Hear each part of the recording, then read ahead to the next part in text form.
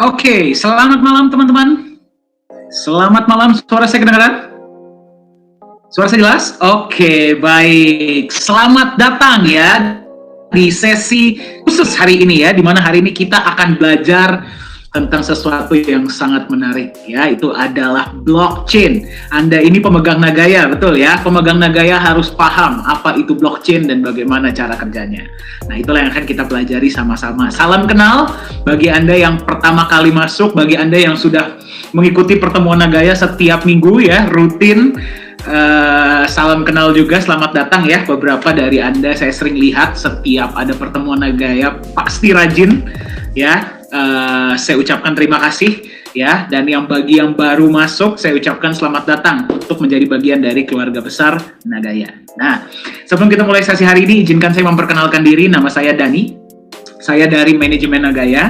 Ya, tugas saya adalah memberikan training melalui digital media seperti yang Anda lihat hari ini ya. Nah, dan social media dan sebagainya itu adalah departemen saya dan tim. Nah, ya, jadi bagi yang sudah mengikuti sesi Nagaya rutin, yang dari manajemen, yang dari perusahaan, pasti sudah bosan melihat saya. Mudah-mudahan belum ya, tapi kalau sudah bertemu setiap minggu, kekeluargaannya pun sudah terjalin, betul tidak? Ya, walaupun belum bertemu dengan secara pribadi ya, karena di berbagai tempat itu masih banyak yang ditutup, namun kekeluargaan kita tetap terjalin sebagai keluarga besar Nagaya. Kita sama-sama ya, kita bergotong royong sebagai satu keluarga agar kita bisa membangun Nagaya ini ya, anak kita bersama untuk bisa mensejahterakan sebanyak-banyaknya orang, betul? Setuju ya? Nagaya ini bukan cuma punya Pak Yohanes, bukan cuma punya kami, tapi juga punya Anda. Jadi kita sama-sama memberikan edukasi yang baik dan benar, memberikan aset jangka panjang yang bisa mensejahterakan bukan cuma untuk 1-2 tahun, tapi untuk bertahun-tahun ke depan. Amin ya. Oke, baik ya. Seperti yang tadi sudah saya sampaikan, hari ini kita akan berbicara tentang blockchain. Nah, bagi Anda yang masih belum paham, ya mungkin sering mendengar, ya apalagi sekarang ini kan kripto ini kan lagi heboh, betul ya. Pasti Anda sering mendengar tentang blockchain, tapi mungkin Anda belum pernah lihat cara kerjanya itu seperti apa. Nah, jadi hari ini, ya saya sudah melihat beberapa dari materinya. Saya sarankan Anda siapkan kertas, Anda siapkan pen, dan siapkan kopi. Ya, karena hari ini materinya daging semua. Anda akan dikasih lihat blockchain itu cara kerjanya seperti apa ya. Jadi di banyak koin-koin lain Anda nggak akan dikasih lihat ini, tapi di Nagaya lah kita kasih lihat Anda langsung cara kerja blockchain itu seperti apa dan kenapa blockchain itu sekarang sedang digunakan bukan cuma di cryptocurrency tapi juga di banyak industri ya. Seperti apa sih keamanannya? Kenapa sedang sangat heboh? Nah, itu akan kita bicarakan sama-sama. Ya, yang siap belajar, tolong angkat tangan atau chat saya siap belajar hari ini. Coba saya melihat. Siapa saja nih?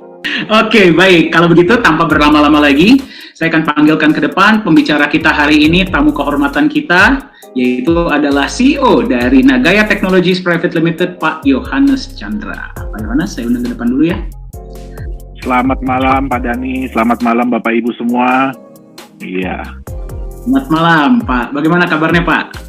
Baik. Kayaknya kita harus ini lagi Pak Dani nih. Kayaknya kita harus kirim email lagi nih ke Zoom nih. Kayaknya kita punya ruangan lagi cuma 100. Iya, padahal kita sudah cek tadi 500 ya. Iya. Iya, berarti memang ada kendala di Zoom.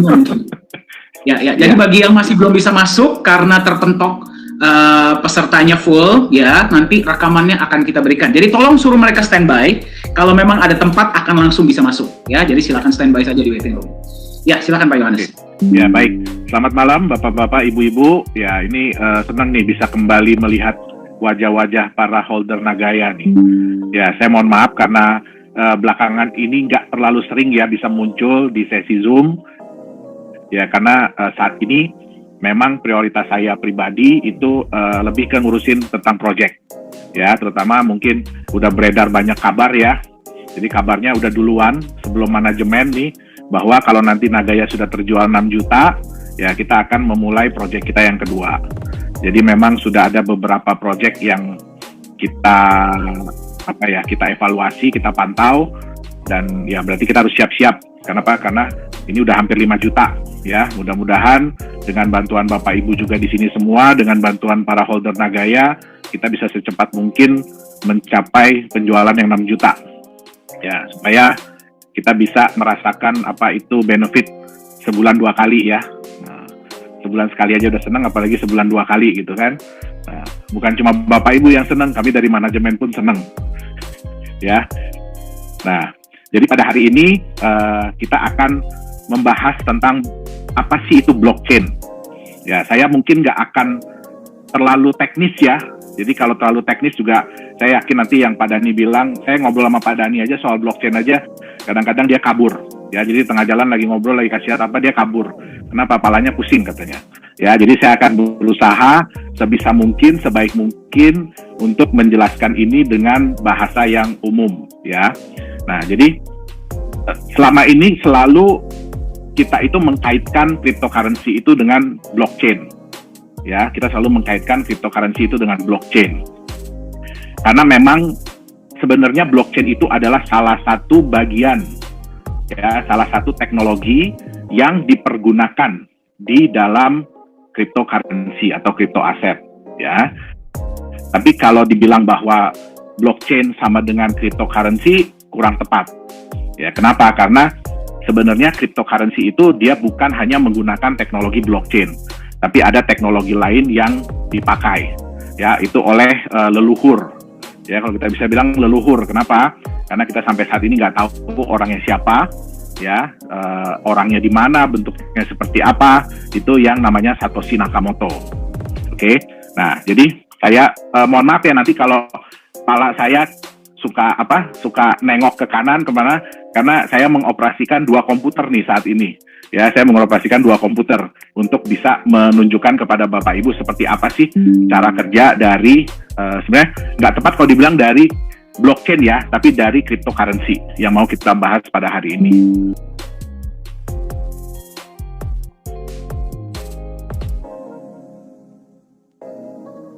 Oke, screen saya udah kelihatan?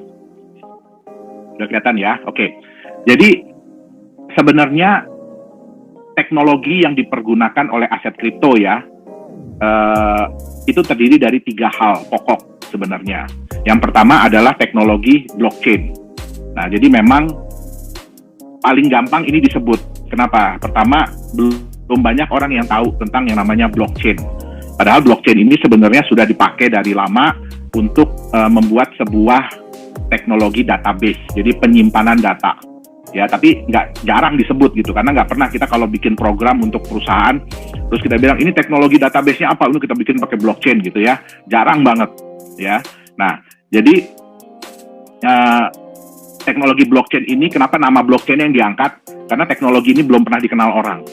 Ya, jadi kalau kita bilang, oh ini teknologi decentralized network dan distributed ledger, aduh, nyebutnya panjang banget ya, bisa belibet-libet lidah kita ya. Nah, terus yang ketiga adalah teknologi kriptografi atau enkripsi. Nah, kriptografi ini juga sebenarnya adalah teknologi yang lama ya. Nah, sekarang kita coba bahas satu persatu ya.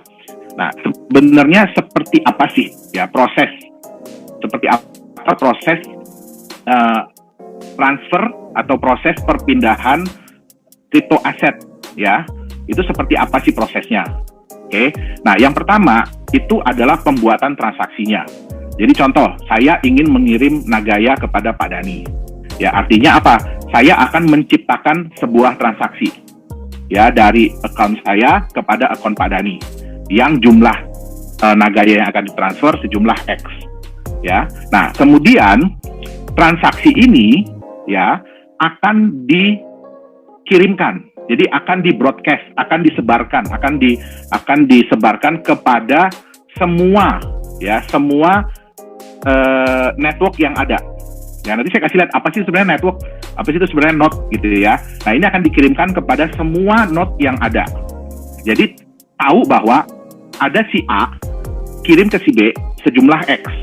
Tapi mereka nggak tahu bahwa A itu adalah saya, B itu adalah Pak Dhani. Ya, sejumlah X. Oke. Nah, kemudian node-node ini ya atau network ini mereka akan memverifikasi. Boleh nggak si A tadi, yaitu saya, mengirim sejumlah X tadi? Itu yang paling penting. Ya, boleh nggak si A ngirim sejumlah X? Ya, takutnya dia nggak punya itu saldonya, dia nggak punya itu balance-nya dia nggak punya.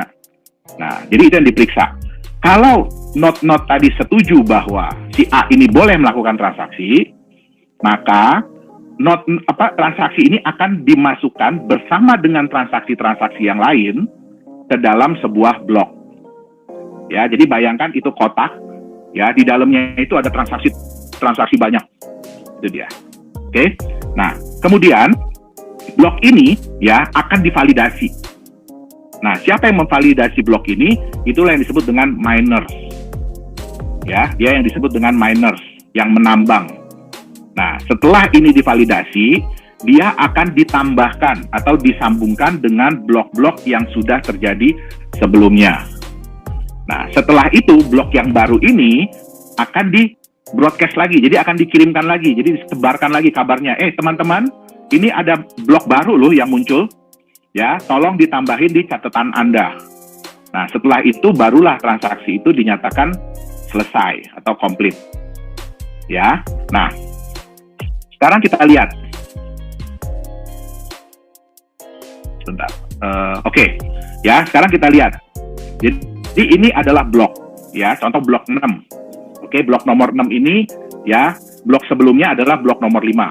Ini berisi transaksi yang pertama, kedua, ketiga, keempat, kelima, keenam, ketujuh, kedelapan. Nah, kemudian nyambung ke blok ke-7 transaksinya begini, nyambung ke blok ke-8 transaksinya begini. Ya. Nah, sekarang kita lihat nih. Di blok sebelumnya, ya, di blok sebelumnya anggap ini ada transaksi A kirim ke B sejumlah 15. Ya, A kirim ke D sejumlah 10. A kirim ke C sejumlah 15. A kirim ke F sejumlah 12. A kirim ke B sejumlah 12. Ya, di dalam blok itu tidak ada yang namanya saldo akhir. Jadi beda ya sama bank ya. Kalau bank kan, Bapak Ibu kalau lihat laporan bank kan ada transaksi kredit, debit, balance, ya, saldo. Ya kan? Nah, selalu begitu kan? Nah, di cryptocurrency, di teknologi yang dipakai cryptocurrency itu tidak ada. Balance terakhir itu nggak ada. Jadi cuma A kirim ke B 15, A kirim ke D 10. Nah, sekarang kita lihat. Pada saat di blok nomor 6, ya, nah ini transaksi ini dikotakin, ya, itu namanya satu blok. Nah, di transaksi nomor 6, muncullah transaksi-transaksi seperti ini. B ke C, B kirim ke C 15, ya. Nah, dia akan ngecek blok sebelumnya. Kan tadi A ke B terima 15, terus A kirim lagi ke B terima 12. Artinya, B itu di blok terakhir punya 27. Ya, nah, di sini, di blok yang nomor 6 ini, ya, B kirim ke C sejumlah 15. Berarti boleh kan? Ya kan? Kenapa? Dia punya 27, dia mau kirim 15, berarti boleh. Terus kemudian D kirim ke F 2. Dilihat, di blok sebelumnya D ada terima 10. Berarti cukup. Dia punya cukup saldo untuk kirim 2 ke si F. Nah, kemudian B ke E kirim 5. Tadi lihat, B udah kirim ke C 15. Sekarang B kirim ke E 5. Oke, dilihat sampai blok sebelumnya. Oh, ternyata dia punya 27. Sampai blok sebelumnya dia punya 27. Di sini dia keluar 20. Berarti boleh. C ke F kirim 7. Ya, F ke B kirim 10. Kalau semua transaksi ini ya dinyatakan oke oleh semua node, maka transaksi ini akan dibuat ke dalam satu blok. Ya, nah sekarang kita lihat di blok ke-7. Ya, ada D kirim ke A 5. Ya, nah si node-node ini kan gini, node ini kan distributed ledger ya, jadi artinya semua node akan pegang pembukuan.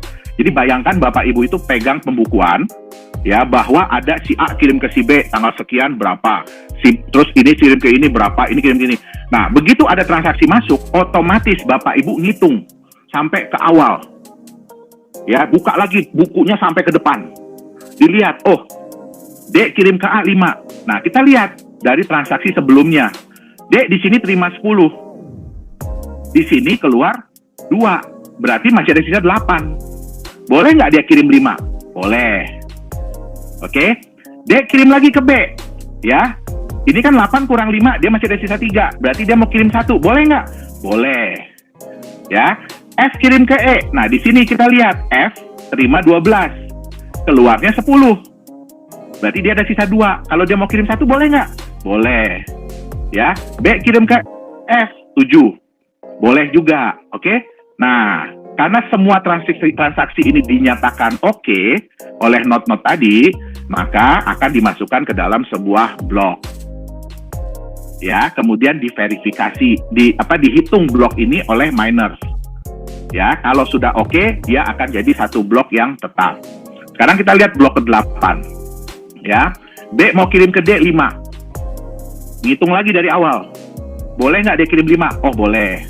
E mau kirim ke C 4. Ya, ngitung lagi, si E ini boleh nggak ngirim ke 4? Nggak boleh. Sekarang kita lihat si D. D mau kirim ke F4. Ya, kita lihat. Di blok yang pertama, yang blok awal paling awal, D terima 10. Di blok yang kedua, D keluar 2. Berarti tinggal 8. Di blok yang ketujuh ini, ini blok ke-7, keluar 6. Jadi masuk 10, udah keluar 2, tinggal 8. Keluar 6, tinggal 2. Dia di sini mau kirim 4. Boleh nggak? Dia cuma tinggal sisa 2, dia mau kirim 4. Nggak boleh. Makanya yang atas 2 dikasih tanda hijau, artinya oke. Yang bawah dikasih tanda merah. Artinya apa? Ini transaksi tidak boleh terjadi. Dan transaksi ini akan ditolak atau dihapus. Jadi yang masuk di blok hanya 2 transaksi yang ada di awal. Nah, oke. Jadi, kenapa disebut blockchain? Kenapa? Karena blok yang terjadi itu tidak bisa lepas dari blok-blok yang sebelumnya. Ya, jadi data-data blok yang sebelumnya itu akan diperhitungkan untuk menentukan apakah transaksi itu boleh terjadi atau tidak. Oke, nah itu yang namanya disebut dengan blockchain. Ya, nah, oke. Sekarang kita lihat, ya, apa aja sih? Agak lama nih yang komputer satunya. Ya, apa aja sih yang diperhitungkan atau yang miners itu perhitungkan ya? Nah, Bapak Ibu bisa lihat ya. Di sini ada yang namanya teknologi kriptografi. Ya, ada yang namanya teknologi kriptografi. Apa itu teknologi kriptografi? Tadi yang namanya A kirim ke B sejumlah sekian, B kirim ke C sejumlah sekian, C kirim ke siapa sejumlah sekian. Itu nggak kelihatan kata-katanya seperti itu. Tapi kata-kata itu akan dibuat menjadi angka dan huruf yang acak. Nanti saya kasih lihat, angka dan huruf yang acak. Ya, nah Bapak Ibu lihat di sini ya. Ini ada proses transaksi nomor 0. Kemudian ada transaksi nomor 1, transaksi nomor 2, transaksi nomor 3. Ya, saya mohon maaf kalau yang pakai handphone mungkin tulisannya jadi kecil banget. Ya, nah dari setiap transaksi ini yang saya bilang tadi ya, nggak mungkin ditulis John kirim ke Dani sekian gitu, nggak mungkin. Nanti ketahuan dong kita siapa, ya nggak? Nah, makanya dia dibikin dalam bentuk hash. Ya, jadi transaksi ini nanti ada saya kasih lihat ya, seperti apa sih transaction ID, bentuknya seperti apa sih gitu.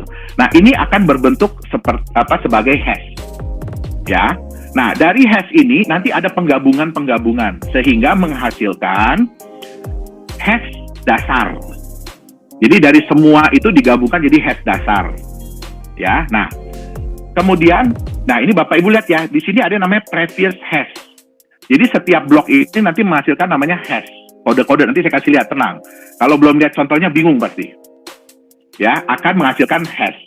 Nah, untuk menghasilkan blok yang berikutnya, hash dari blok sebelumnya itu dimasukin sebagai salah satu parameter. Nah, ini yang bikin Pak Dani kabur. Ya, ketika saya jelasin.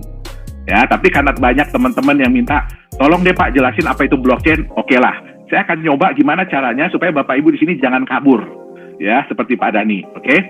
Nah, kemudian ada yang namanya nonce. Nonce ini adalah angka random. Ya, angka random, oke? Nah, kemudian ada timestamp. Timestamp ini artinya waktu yang waktu di mana blok ini terbentuk. Ya, jadi kalau ibaratnya ini formulir ini ada data-data transaksi, kemudian ada catatan transaksi sebelumnya itu hashnya apa, ya, terus kemudian kapan terjadinya, jadi gini, dicap nanti ada capnya itu nonce, ya, kemudian kapan ini dicap, dikasih tanggal. Oke, nah sebenarnya ini sama nantinya dengan kita nyimpan emas.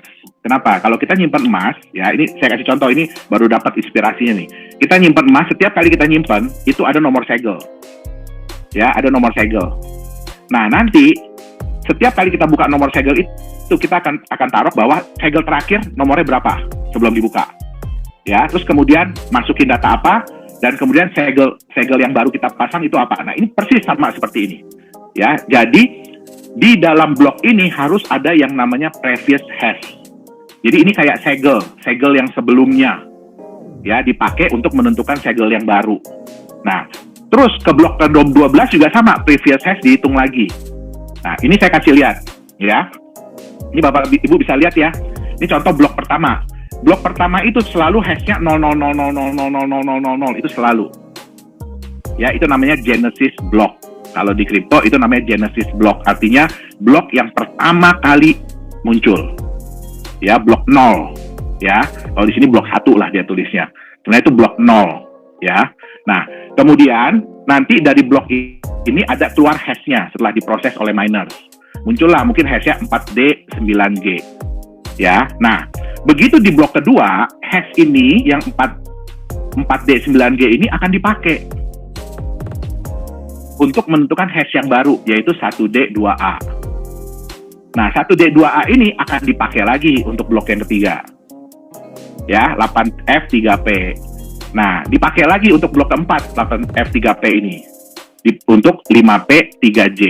Inilah yang menyatakan bahwa rantai blok tersebut bagus. Tidak terputus. Bapak Ibu bisa lihat ya, dari 4D 9G, yang berikutnya pun 4D 9G, begitu muncul 1D 2A, dipakai lagi ke yang berikutnya, dan seterusnya. Itulah kuncinya. Jadi kuncinya itu apa? Dari previous hash ini. Ya, nah sekarang saya akan kasih lihat bentuk nyatanya kayak apa. Oke, ya sebentar, saya rubah screen share saya ke sini.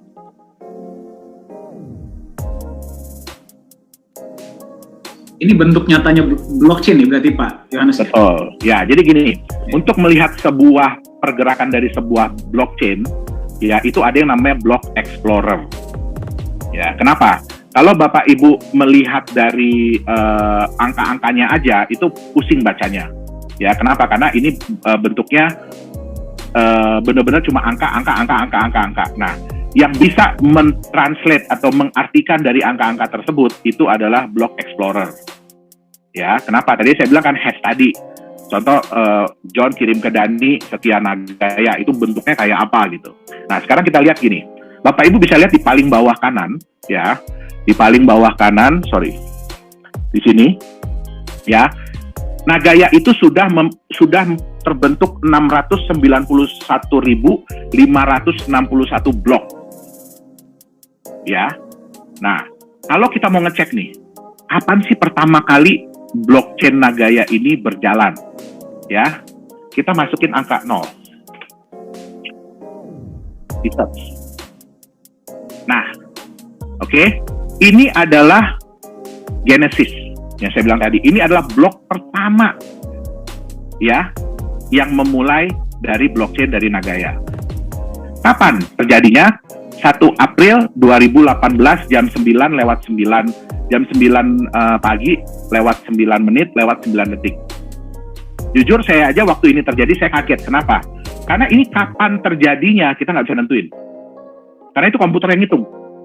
Begitu komputer ngitung, dia menemukan menemukan blok ini jam berapa? Yang saya bilang begitu ketemu ditempel sama dia. Nih saya ketemu jam sekian. Nah itulah jamnya. Ya. Kalau 1 April 2018-nya itu karena kita jalanin. Tapi terbentuknya jam 9 lewat 9, nah itu kebetulan. Oke. Nah, sekarang kita lihat ya. Ini Nagaya blok. Nah, ini yang disebut dengan hash. Jadi blok 0 inilah hashnya, 0C7BB. Nah, ini adalah teknologi kriptografi yang menghasilkan tulisan-tulisan ini. Ya. Jadi bukan dibikin oleh saya bikin, oh ini tulisannya 0C7B, nggak bisa. Karena ini semua adalah dihitung oleh komputer. Ya, sekarang kita lihat. Ya, saya salah mouse. Maaf ya, karena pakai dua komputer saya jadi bingung mouse yang mana yang mesti saya klik. Oke. Nah, ini kita bisa lihat Bapak Ibu ya.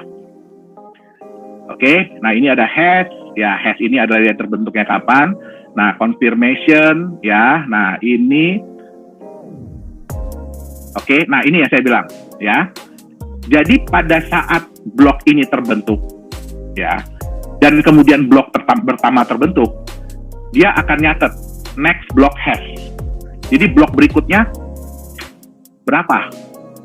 Ya, blok berikutnya itu berapa ininya? Nilainya? Ini A3CF, belakangnya CB0A, gitu ya. Nah, sekarang kita balik. Ya, sekarang kita balik. Kita blok yang berikutnya, blok nomor 1. Ini nomor 1 ya. Bapak Ibu lihat di sini A3CF CB0A. Nanti silahkan di rumah kunjungi nagaya.network ya. Silahkan dimain-mainin, nggak masalah Bapak Ibu. Jangan takut ya. Bapak Ibu mau ngetik apa aja di sini silahkan. Jangan takut, nggak akan meledak. Ya, nggak akan merusak juga blockchain dari Nagaya. Jadi silahkan aja. Ya, ini adalah hanya website informasi. Ya, jadi Bapak Ibu bisa lihat, oke, bahwa blok yang terbentuk setelahnya itu inilah hashnya. Oke. Nah, kemudian ya kita lihat ya, sebelumnya kan 07CB 0C7B dan belakangnya B198. Ya. Nah, di blok yang pertama ini ada ditulis previous block. Jadi harus dicatat juga previous blocknya berapa? 0C7B B198. Nah, kalau Bapak Ibu mau rajin, ya, blok nomor 2, catat lagi. Previous blocknya berapa? Next-nya berapa? Nah, samain. Sama nggak ini? Jadi, inilah yang dibilang dengan chain. Ya, nyambung. Dia nyambung, oke? Nah, sekarang kita lihat, ya. Tadi kan ada beberapa hal yang dicatat di dalam blockchain, ya. Kalau kita mau lihat, ini adalah transaksi nih. Jadi kalau di halaman pertama, Bapak Ibu ada lihat, ini adalah transaksi. Di sini ada tulisan blok 691.521, 691.432, 432. Bukan berarti bloknya itu loncat-loncat. Tapi hanya blok yang ada transaksinya yang akan dicantumkan di awal sini. Ya, kenapa? Karena kan Nagaya juga belum terlalu banyak ya transaksi peer-to-peer ya. Jadi apa sih yang dicatat di sini? Itu adalah transaksi peer-to-peer. Jadi kalau Bapak, Ibu ngirim Nagaya ke orang lain, itu akan tercatat di sini. Ya. Nah, ini lihat. Untuk transaksi ini ada blok ya, 691.432. Ini yang nomor 234 ini. Ini semua sama bloknya. Artinya apa? Di dalam blok nomor sekian, itu ada 3 transaksi yang terjadi. Oke? Dan ini adalah hash untuk transaksi yang bersangkutan. Jadi contoh gini. Ya, sorry. Bukan yang ini. Nih, yang ini. Ya. Nah, ini kalau Bapak Ibu lihat ya, ada transaksi. Ini sudah terkonfirmasi 131 blok. Artinya apa? Ini transaksi terjadi 131 blok sebelum transaksi yang terakhir. Oke. Nah, di sini ada address pengirim. Ini nggak penting dilihat, address pengirimnya nggak penting. Yang terpenting adalah address penerima. Ya, ini adalah address penerima. Ayo ngaku siapa yang punya address ini. Ya, jangan ngaku ya. Kita udah capek-capek bikin ini rahasia, jadi jangan ngaku. Oke. Nah, ini Bapak Ibu lihat ya. Bapak Ibu kan ingat ya, di back office Nagaya, itu kan Bapak Ibu ada Nagaya Wallet Receive Address. Jadi address, alamat Nagaya, kalau Bapak Ibu mau menerima Nagaya dari orang lain. Ya, inilah bentuknya seperti ini. Ya, jadi di sini nggak ada nama, nggak ada username. Ya, setiap orang itu punya address sendiri-sendiri. Oke. Nah, jadi kalau lihat di sini, ya, ini transaction ID ini isinya apa? Nah, oh ternyata ada transaksi sebesar 10 Nagaya. Ya, kepada si ini. Nah, Bapak Ibu tahu nggak ini siapa? Nggak tahu. Makanya di teknologi aset kripto, teknologi cryptocurrency, itu ada yang namanya asas transparan tapi rahasia. Apa itu? Bapak Ibu bisa lihat bahwa ada transaksi ya yang masuk ke wallet ini. Sebanyak berapa? Tapi tahu nggak itu siapa? Nggak tahu. Yang tahu hanya yang ngirim. dan yang menerima.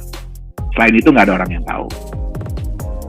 Ya, jadi inilah yang namanya transparan tapi rahasia. Oke. Nah, sekarang ya ini bisa dilihat lagi. Ya, kalau kita klik mata ini, ya. Nah, ini bisa dilihat bahwa di blok ini, blok nomor 691.432 ini ada 3 transaksi. Oke, jadi ada transaksi yang tadi dan yang ini. Nah, ini berapa jumlahnya nih? Ya, ini ada yang transfer 1 Nagaya nih. Oke, ke alamat ini. Ayo coba, siapa yang ngaku? Ada nggak orangnya di sini? Yang punya wallet address ini coba diingat-ingat. Gitu. Ya, nah jadi ini adalah salah satu alat untuk melihat, ya, Explorer ini untuk melihat transaksi yang terjadi, ya, kemudian blok itu benar apa enggak. Nah, inilah alatnya, ya. Nah, jadi Bapak Ibu silahkan ya, yang mau browsing Nagaya Explorer ini silahkan, ya. Nah, ini ada transaksi blok nomor 690924, ini ada 2 transaksi. Nah, ini ya. Ini kapan terjadinya? Itu ada semua. Nah, ini kalau diklik, ya, yang kayak tadi, blok sebelumnya, ya, hashnya 61198C17D. Kita lihat blok sebelumnya. Ya, 61198C17D. Jadi itulah hash ini ya, kode-kode hash inilah yang membuat kita bisa ngecek, ini sebenarnya bloknya bener nggak nih? Keputus nggak nih? Ya, atau kalau ada orang bilang di-hack, itu ketahuannya dari situ semua, ya, bloknya itu nyambung nggak gitu. Jadi salah satu tugas juga dari tim kami, ya, dari tim IT adalah untuk ngecek terus ini blok Explorer, gitu loh. Jadi sehari kita kadang-kadang random cek berapa kali untuk ngelihat, ya, walaupun blok itu nggak ada isinya ya. Contoh 691.563 ini blok terakhir yang terbentuk ya. Nah, ini nggak ada isinya, 0, semua 0. Ya, ini artinya apa? Ini blok tidak ada transaksi apa-apa. Tapi tetap blok itu akan terbentuk. Jadi walaupun tidak ada transaksi, blok itu tetap berjalan. Ibarat kata, mau ada penumpang nggak ada penumpang, kereta tetap jalan. Ya, ini prinsip kereta luar negeri. Mau ada penumpang nggak penumpang jalan, nggak ada nunggu-nunggu. Itu dia. Oke? Nah, sekarang kita lanjut. Ya. Nah, sorry. Bapak Ibu, jadinya sudah paham tentang blockchain? Ya. Jadi siapapun ya Pak ya, sebenarnya ini bisa mengakses Block Explorer Nagaya dan mereka bisa melihat-lihat dan... Betul. Oke. Ya, jadi bagi Anda yang ingin melihat Block Explorer dari Nagaya yang tadi kasih oleh Pak Yohanes, silahkan masuk ke nagaya.network, betul ya Pak Yohanes ya? Betul. Di website kita juga ada, di situ di paling bawah ya tulisannya Block Explorer. Iya, atau dari website paling bawah Block Explorer. Betul. Itu nanti akan diarahkan ke website Explorer dari Nagaya. Oke. Kan dari Bu Swita, Pak Yohanes. Nggak cukup waktu memahami semua materinya, perlu diulang-ulang lagi. Boro-boro Ibu ya, saya pun sampai sekarang masih perlu mengulang-ulang. Iya, silakan lanjutkan Pak Yohanes. Oke, ya. Nah, sekarang sebenarnya Bapak Ibu ya, apa sih teknologi ya? Sebenarnya apa sih teknologi yang membuat cryptocurrency atau crypto aset itu menjadi powerful, ya, menjadi sangat kuat, ya. Sebenarnya bukan blockchain-nya, tapi teknologi distributed ledger dan decentralized network. Itu adalah teknologi yang membuat Bitcoin itu atau cryptocurrency lain menjadi sangat powerful. Ya, kenapa? Ini saya kasih lihat. Teknologi network itu ada beberapa macam. Ya, yang pertama adalah teknologi centralized. Ya, centralized itu artinya apa? Setiap ada node, setiap ada komputer lah, kita bicara komputer ya. Setiap ada komputer itu akan nyambung ke satu komputer utama. Ya, Bapak Ibu bisa lihat ya. Jadi semua ini mereka cuma nyambung ke satu. Semua nyambung hanya ke satu komputer utama. Ya. Ini contohnya apa? Bapak Ibu kalau ada install aplikasi ya, yang depannya G, Y, G, B gitu ya. Nah, itu Bapak Ibu nyambung ke satu server. satu komputer utama dari mereka. Ya, itu yang namanya dengan centralized network. Ya. Nah, kemudian yang kedua, itu ada yang namanya bukan semi decentralized ya, tapi semi centralized. Contohnya apa? Ini ada komputer utama, dia bagi tugas kepada dua komputer yang lain. Ya, sehingga kalau ada komputer-komputer yang akan nyambung, itu nyambungnya ke salah satu aja, nggak kedua-duanya.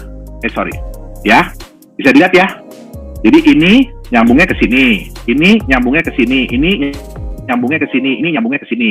Kalau ini nyambungnya ke sini. Nah, ini biasanya dipakai oleh perusahaan-perusahaan besar. Contoh kayak Facebook. Ya, kayak Facebook kalau Bapak Ibu nyambung dari Indonesia, Bapak Ibu itu akan nyambung ke server yang terdekat. Ya, jadi bukan ke server Amerika, bukan, server yang terdekat yang dimiliki oleh Facebook. Kalau Bapak Ibu lagi di Jepang, akan nyambung ke server yang terdekat dari Jepang di mana. Nah, jadi nggak nyambung ke yang di tengah langsung, ya. Nah, itu istilahnya bagi-bagi kerjaan lah. Itu sama kayak perusahaan bikin kantor cabang. Jadi nggak semua urusan harus ke kantor pusat. Kita ke tempat terdekat aja. Oke? Nah, yang ketiga, decentralized network. Apa itu decentralized network? Ya, ini ada satu komputer. Begitu ada komputer kedua yang nyambung, karena mereka baru berduaan, masih mesra ya, nempel aja berduaan gitu loh. Tapi begitu ada komputer ketiga yang nyambung, ya, komputer yang pertama tadi, komputer yang ini, dia akan kasih tahu, kita punya temen loh, bukan cuma saya loh di sini loh, kita ada temen nih satu lagi. Oh iya, yang ketiga ini akhirnya nyambung ke dia. Ini kayak apa Bapak Ibu? Ini nggak mirip cinta segitiga nggak? Kalau cinta segitiga tuh kayak gini, ya. Nah ini enggak, ini lain cerita. Ya, biar nggak bosen ya Bapak Ibu ya, mohon maaf ya, biar nggak bosen, biar nggak ngantuk gitu loh. Nah, bagaimana kalau ada komputer keempat yang nyambung? Begitu dia nyambung ke komputer pertama akan kasih tahu, kita punya dua teman lagi loh. Dia nyambung ke sini dan ke sini. Ya.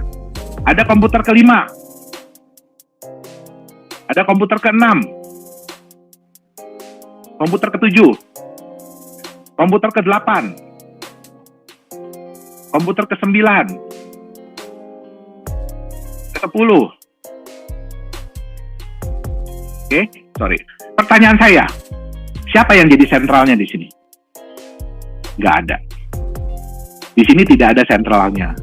Kenapa? Karena satu komputer bisa terhubung ke banyak network.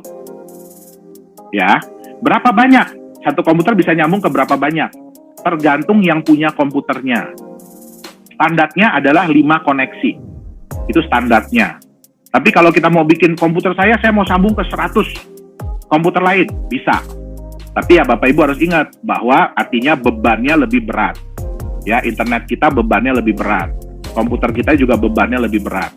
Makanya harus dicari angka yang optimal, bukan maksimal, bukan minimal, tapi yang optimal. Ya, supaya apa? Komputer kita juga kerjanya bagus, nggak berat, ya kan? Tapi bisa menjamin desentralisasi dari sistem tersebut. Oke? Nah, kenapa dibuat seperti ini? Tadi saya bilang powerful ya. Kenapa dibuat seperti ini? Oke? Sekarang kita lihat. Kalau ini bentuknya seperti ini. Tadi ini apa namanya? Centralized ya. Nah, ini sentralnya. Kalau ada yang mau macam-macam, gimana caranya? Matikan yang di tengah. Begitu mati yang di tengah, apa yang terjadi? Semuanya bingung mau nyambung kemana, betul nggak? Ya, semuanya bingung mau nyambung kemana. Ada komputer baru muncul pun bingung mau nyambung kemana. Karena komputer yang dipakai buat nyambung udah nggak ada, udah hilang. Nah, bagaimana dengan semi-centralized? Ya, tujuan ini dibikin buat apa sih? Kalau seandainya yang satu ini rusak, ya, yang 4 ini tahu, oh kita nyambung ke sini. Betul nggak? Tapi begitu yang ini rusak, udah bingung mereka mau nyambung kemana. Ya, artinya apa? Untuk semi-centralized, itu tetap walaupun komputer yang membantu banyak, tapi jumlahnya nggak segitu banyaknya gitu loh. Jadi kalau mau diserang, ya gampang. Ya, saya nggak mau bilang siapa yang nyerang ya. Saya nggak mau bilang siapa yang nyerang. Ya, tapi Bapak Ibu tahu siapa yang selalu berusaha untuk menjatuhkan crypto aset.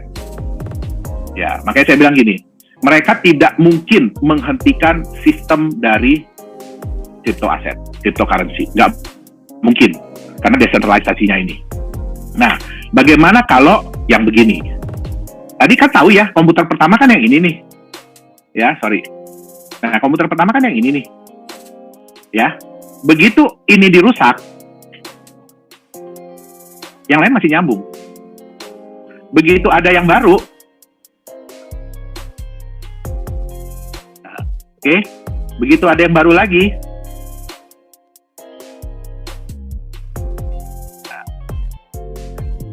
tadi saya kasih lihat ini ya, kenapa ini jadi, sorry saya lupa, ya.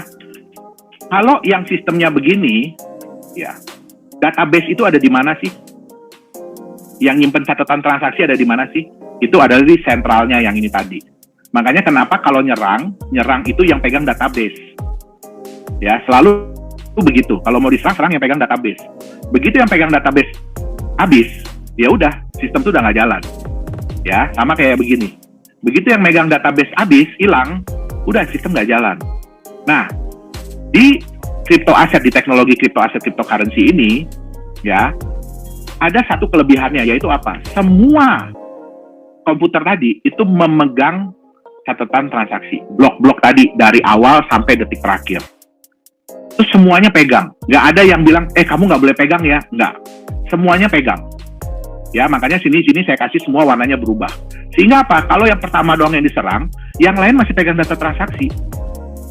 Begitu ada yang nyambung, dia pun megang data transaksi. Begitu ada yang nyambung lagi, nah, pegang lagi data transaksi. Kalau di Nagaya, Bapak Ibu download ya, namanya Qt Wallet, itu Bapak Ibu artinya menjadi salah satu dari node ini. Ya, menjadi salah satu partisipan dari Decentralized Network Nagaya. Nah, itu Bapak Ibu begitu nyambung, Bapak Ibu akan lihat bahwa Bapak Ibu itu mendownload, ya, menyimpan data-data transaksi Nagaya dari awal sampai dengan terakhir.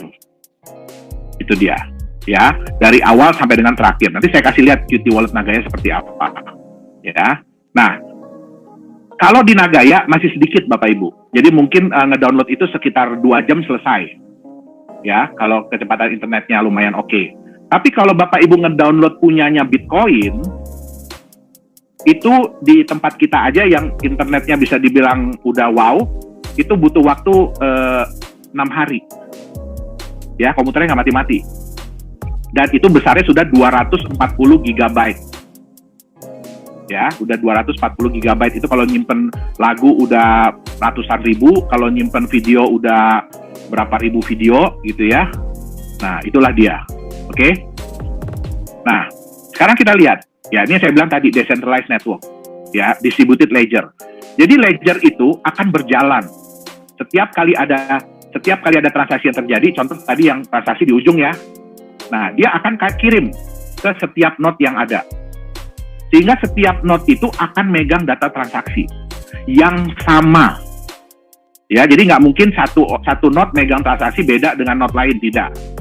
Mungkin ada keterlambatan sedikit. Kenapa? Karena dia matiin. Jadi kalau dia matiin ya, dia kan nggak dapat transaksi terakhir. Tapi begitu dia nyalain, ya, dia akan ngedownload lagi transaksi-transaksi yang dia belum punya. Nah, itu dia, ya. Jadi kehebatannya adalah di sini. Jadi begitu ada yang nyambung baru nih, dia nyambung, ya, dia akan dibagi. Dia akan ngedownload ledger tadi, catatan transaksi tadi. Nah, disinilah powerful-nya. Ya, kalau mereka mau mematikan crypto aset, cryptocurrency, mereka harus matiin internet seluruh dunia. Ya, kenapa? Semua orang pegang catatan. Jadi sebenarnya crypto aset ini adalah teknologi backup data yang paling fenomenal. Biasanya kita kalau bikin program, kita backup data itu paling ke mirror server ya. Jadi server yang kita pakai khusus untuk nyimpen data itu paling 2, 3, 4. Paling banyak ya 10 aja udah luar biasa. Itu berarti udah data-data yang sangat-sangat sangat-sangat penting gitu ya. Nah, sampai di backup ke 10 komputer gitu loh. Nah ini lebih hebat lagi, ya. Bitcoin itu sudah mungkin ada sekitar hampir 1 juta node. Artinya ada 1 juta komputer yang menyimpan data Bitcoin dari awal sampai sekarang. Itu dia, ya. Jadi kalau mau dimatikan, ya udah cari itu satu-satu komputernya, rusakin. Itu istilahnya gitu loh. Oke.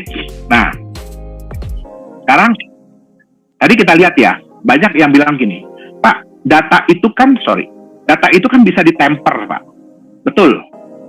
Ya. Kita bisa merubah data. Tapi dengan sistem yang dipakai oleh kripto aset ya, Bitcoin dan lain-lain termasuk Nagaya, sulit. Bukan berarti nggak bisa ya, tapi sulit sekali untuk mentemper data. Kenapa? Yang pertama, tadi Bapak Ibu lihat ya, di sini hash yang awal nyambung 4D 9G, 4D 9G, ya, ini 1D2A nyambung. Begitu ada satu aja transaksi yang dirubah, ya, di suatu blok, itu nilai hashnya pasti akan berubah. Nah, begitu yang ini dirubah sama mereka, ya mereka berusaha untuk merubah yang ini, blok berikutnya kan udah nyimpen previous hash tadi, 1D2A. Ya kan? Karena kan yang dirubah kan cuma yang ini. Ya kan? Mereka mau ngerubah yang ini nih. Kenapa? Kalau Anda mau merubah transaksi, Anda nggak bisa merubah yang terakhir, percuma. Anda harus merubah dari yang tengah-tengah atau dari yang awal. Itu dia. Kayak tadi, misalkan si C, ya, si C tadi kan yang nggak boleh transaksi. Wah, udah deh, saya di blok nomor sekian, saya bikin seolah-olah saya terima berapa ratus gitu. Nggak bisa, dia cuma rubah di belakang, nggak bisa, dia harus rubah di tengah-tengah. Ya, nah begitu dia rubah di tengah-tengah, berarti yang di tengah-tengah ini akan berubah nih. Sedangkan blok yang ini kan udah terbentuk. Dia udah nyimpen data bahwa previousnya adalah 1D2A. Begitu ini ditemper, chain-nya pecah, chain-nya rusak. Ya, chain-nya rusak, dan ini membuat dia harus menghitung ulang. Dia harus menghitung ulang lagi. Kenapa? Karena ini harus disamain dari 5U3Z, pencet. Ya. Dari 5U3Z ini, dia harus samain lagi, ini 5U3Z, nanti ini berubah lagi. Ya, ini disamain lagi, ini berubah lagi, dan terus ke belakang. Ingat kata saya tadi ya, blok itu terjadi bukan hanya pada saat terjadi transaksi, tapi terjadi terus-menerus. Kalau di Bitcoin diharapkan setiap 10 menit. Kalau di Nagaya diharapkan setiap 2,5 menit. Itu dia, ya. Jadi jalan terus dia, suka nggak suka, ada nggak ada, jalan terus. Gitu, oke? Jadi otomatis kalau dia mau mentemper, ya, dia butuh teknologi yang sangat-sangat tinggi, sangat-sangat cepat untuk bisa ngalahin blok-blok yang udah terjadi. Itu yang pertama, kenapa dia sulit. Yang kedua, ya, ini Bapak Ibu lihat, ya, ini ada node nomor 1, node nomor 2, nomor 3, dan nomor 4. Nah, yang nomor 4 ini mau ngebandel nih ceritanya. Ya, dia mau mentemper, dia mau ngerusak transaksi yang ketiga yang di bawah ini nih, yang saya kasih tanda orange. Mudah-mudahan kelihatan ya. Nah, karena ini berubah, otomatis hash-nya berubah. Ya, yang di atasnya jadi orange. Otomatis atasnya lagi berubah. Otomatis atasnya lagi berubah. Otomatis kotak gedenya berubah. Ya, otomatis blok berikutnya pun berubah. Begitu blok berikutnya berubah, ingat ya, ini kan dicek sama yang lain. Betul nggak? Kok beda ya? Kok dia beda sendiri nih datanya? Apa yang terjadi? Biasanya IP address ini akan diblokir. Ya, jadi dinyatakan bahwa ini ada orang yang mau curang. Jadi itu sebabnya semakin banyak node, semakin banyak yang akan memverifikasi data.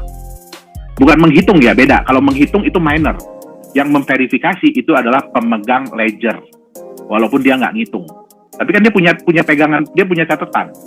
Saya ini bandel nih, saya mau ngerubah. Ya, Pak Yons, ngecek bukunya. Ini beda loh ini. Ya, terus Pak Robert, sorry, saya sebut yang kelihatan aja di sini ya. Pak Robert, beda juga nih. Pak Samuel, ini juga beda nih, ya kan? Pak Sarbini, ini juga beda ini. Nah, ya udah, apa yang terjadi? Akhirnya saya punya komputer diblok oleh network. Apa yang diblok? IP address-nya. Ya, jadi kalau dia mau nyoba lagi, dia harus cari IP address lain. Nyoba lagi cari IP address lain, nyoba lagi cari IP address lain. Ya, nah itu menjadikan lebih sulit. Ya, bayangkan blok berikutnya udah kebentuk lagi yang di atas, dia ditolak lagi. Blok berikutnya, ya kan, dia nyoba lagi, ditolak lagi. Karena beda, semua udah beda. Depan beda, belakang beda. Gitu loh, ya. Kalau bapak ibunya beda, anak-anaknya pasti beda. Jadi itulah kenapa blockchain itu katanya tidak bisa, sangat sulit untuk ditemper ya Pak Yohanes ya? Betul, sangat mustahil untuk ditemper. Tapi bukan berarti nggak bisa. Ya, bukan berarti nggak bisa. Tuh ya istilahnya. Betul. Oke, nah itu terjadi seperti ini. Ya. Nah, sekarang kita lihat tadi. Ya, kan tadi ada istilahnya node ya. Jadi semua yang ada di sini itu memegang ledger. Nah, sekarang kita lihat gini. Siapa sih yang jadi miner? Apa sih yang dibilang miner gitu ya? Miner itu adalah komputer yang mendedikasikan diri. Bukan hanya menyimpan database tadi, bukan hanya nyatet. Tapi mereka mau menghitung transaksi. Ya, menghitung blok itu. Nah, sehingga nanti apa? Sorry, belum masuk ke situ. Sorry, maaf. Ya, oke. Tadi yang bintik-bintik ini apa sih? Ya nggak? Yang bintik-bintik banyak ini apa sih? Itu kan node ya. Node itu sebenarnya apa? Node itu sebenarnya adalah core atau Qt wallet. Ya, itu adalah dompet penyimpanan. Sebenarnya, ya, core atau Qt wallet. Nah, apa sih core dan Qt wallet itu? Ya, core atau Qt wallet ini adalah wallet yang memiliki, tadi saya bilang ya, dia nyimpen database penuh. Jadi dia nyimpen data nih, dari awal blok itu berdiri, udah terjadi transaksi apa aja, ya kan? Dia nyimpen semuanya. Jadi dia harus nyimpen semua data blockchain tersebut. Dan fungsi-fungsi yang memang didedikasikan untuk cryptocurrency tersebut. Nah, ciri-cirinya apa? Ya, yang pertama, core atau Qt wallet itu, dia hanya bisa menyimpan single currency. Artinya apa? Dia cuma bisa nyimpan satu currency aja. Contoh, core Qt walletnya Bitcoin, ya hanya bisa nyimpan Bitcoin. Nggak bisa nyimpan Ethereum, Doge, nggak bisa. Ya. Qt wallet Nagaya hanya bisa dipakai untuk menyimpan Nagaya saja. Nggak bisa dipakai nyimpan yang lain. Oke? Nah, terus kemudian dia ledger keeper. Ya, dia nyimpan database. Nanti saya kasih lihat. Terus kemudian dia multiple connection. Ya, jadi kalau cuma dia nyambung ke satu server atau satu IP, mohon maaf, itu bukan Qt wallet. Ya, nanti kita bisa kasih lihat gimana cara ngeceknya. Oke, nah kemudian dia bisa menciptakan address. Jadi kalau Bapak Ibu lihat gini ya, kalau di wallet Bapak Ibu, ya di wallet di website ya, itu kan ada Nagaya receive address ya, wallet receive address. Itu nggak pernah berubah. Kenapa? Karena itu bukan Qt wallet. Itu adalah web wallet dari Nagaya. Jadi saya kasih tahu bedanya apa. Ya, kalau di Qt wallet Nagaya bisa menyimpan banyak sekali address. Bisa create banyak sekali address. Nah, terus kemudian di core Qt wallet ini dia memiliki public dan private key. Nah, kalau semua ini ada, barulah dia bisa dibilang sebagai core atau Qt wallet. Ya. Nah, sekarang saya kasih lihat bentuknya seperti apa sih, ya.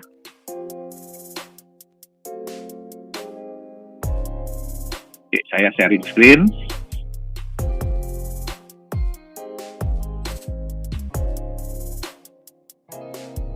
Oke, apakah kelihatan Nagaya Wallet? Ya.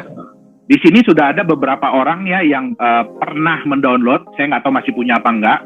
Ya, contohnya Pak Rindu, ya, terus kemudian Pak Ribenson, ya, itu pernah saya downloadin Qt Wallet dan saya pernah kasih lihat bagaimana prosesnya, ya, mudah-mudahan masih ada, ya. Nah, jadi Nagaya Wallet ini hanya bisa di-download di PC atau laptop, nggak bisa di handphone, ya, nggak bisa di handphone.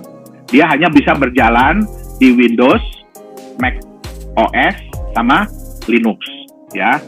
Jadi nggak bisa di handphone. Jadi kalau ada yang bilang ini Qt Wallet, Core Wallet, ya, yang di handphone, bukan. Itu bukan Core Wallet, bukan Qt Wallet. Sama kan kita ada Nagaya Wallet ya, yang bisa di-download di Android ya. Itu bukan Qt Wallet. Ya, Qt Wallet hanya bisa di-download di laptop atau PC. Ya. Nah, sekarang kita lihat tadi satu ya. Di sini kelebihannya yang pertama. Bapak Ibu lihat, di sini ada yang namanya receive, ya. Ini ada ini no label, masih no label, adresnya ini Yohanes, ini saya pakai nama saya, adresnya ini, ya. Kemudian saya kasih lagi, misalkan saya mau create lagi nih, ya, Dani, oke, muncul lagi nih, Dani, adresnya beda lagi, ya. Saya mau bikin lagi, ya, Pak Yons Manado, ya, muncul lagi nih Pak Yons punya nih. Nah, ini fungsinya apa? Tadi Bapak Ibu tahu kan ya bahwa di sistem dari crypto aset ini adalah transparan tapi rahasia ya. Nah, saking rahasianya nih, kadang-kadang kita nggak tahu siapa yang ngirim kita. Ya, kita nggak tahu siapa yang ngirim kita nih. Nah, bagaimana caranya kita tahu? Kalau dia nggak laporan nih, misalnya Pak Dani nih, ya, saya kasih cuma semua nih yang no label nih. Ya, yang paling atas nih saya kasih ke Pak Dani, saya kasih ke Pak Yons, saya kasih ke Pak Samuel, saya kasih ke Pak, karena kebetulan namanya sama, Yohanes Chandra itu ya. Nah, saya kasih semua ke situ. Ya, begitu ada yang ngirim ke saya, ya, masuk nih di address ini, saya jadi bingung, ini siapa yang ngirim? Betul nggak? Ini siapa yang ngirim? Nah, makanya di sini saya bisa create, ya, ya, banyak sekali. Jadi kalau buat Pak Dani saya kasih yang ini. Nih Pak Dani, kalau mau kirim Nagaya ke saya pakai address yang ini ya. Begitu masuk, dikasih tahu, oh ini masuk untuk wallet Dani. Artinya apa? Oh ini yang ngirim Dani. Atau ini Pak Yons Manado, ya, saya kasih yang ini. Supaya saya tahu, oh kalau nanti ada yang masuk ke sini berarti yang ngirim pasti Pak Yons, karena nggak mungkin orang lain tahu. Gitu loh. Nah, saya bikin lagi Pak Samuel, ya. Samuel. Saya kasih lagi ke Pak Samuel. Berapa banyak yang bisa dibikin di sini? Sebanyak-banyaknya. Bapak Ibu bisa Google ya di internet ya. Possibility Bitcoin address possibility. Kenapa saya nggak mau nyebutin? Karena panjang banget. Angkanya itu panjang banget. Setiap manusia di dunia itu kalau setiap orang pegang wallet begini, mereka bisa create, kalau saya nggak salah, 1 juta miliar wallet address. Satu orang. Penduduk dunia ada berapa? 8 miliar. Dari 8 miliar itu setiap orang masih bisa create 1 juta miliar wallet address. Ya. Nah, ini yang pertama. Oke. Sebanyak-banyaknya. Bapak Ibu tahu ya, di Nagaya holder kita ada 37.000. Ya, berarti di satu wallet Nagaya yang dipegang oleh perusahaan itu ada 37.000 address. Ya, dan itu tidak akan berhenti. Oke, jadi berapapun bisa di-create.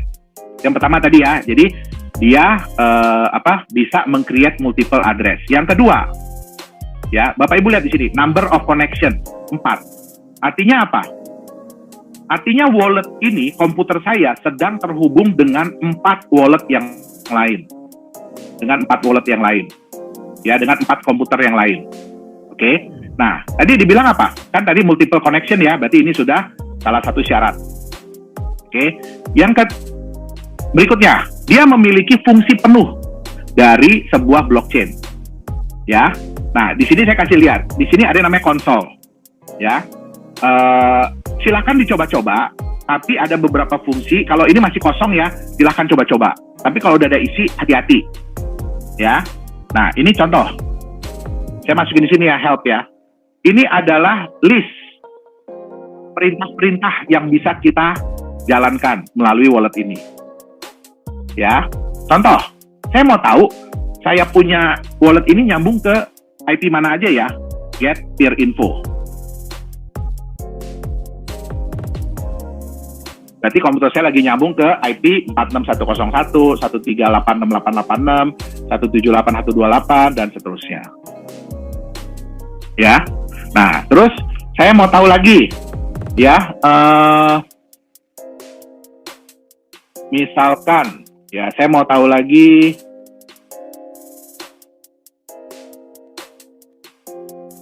Nah, ini get block. Tapi ini saya harus buka ini dulu sebentar ya. Saya harus buka Nagaya Network kita lagi.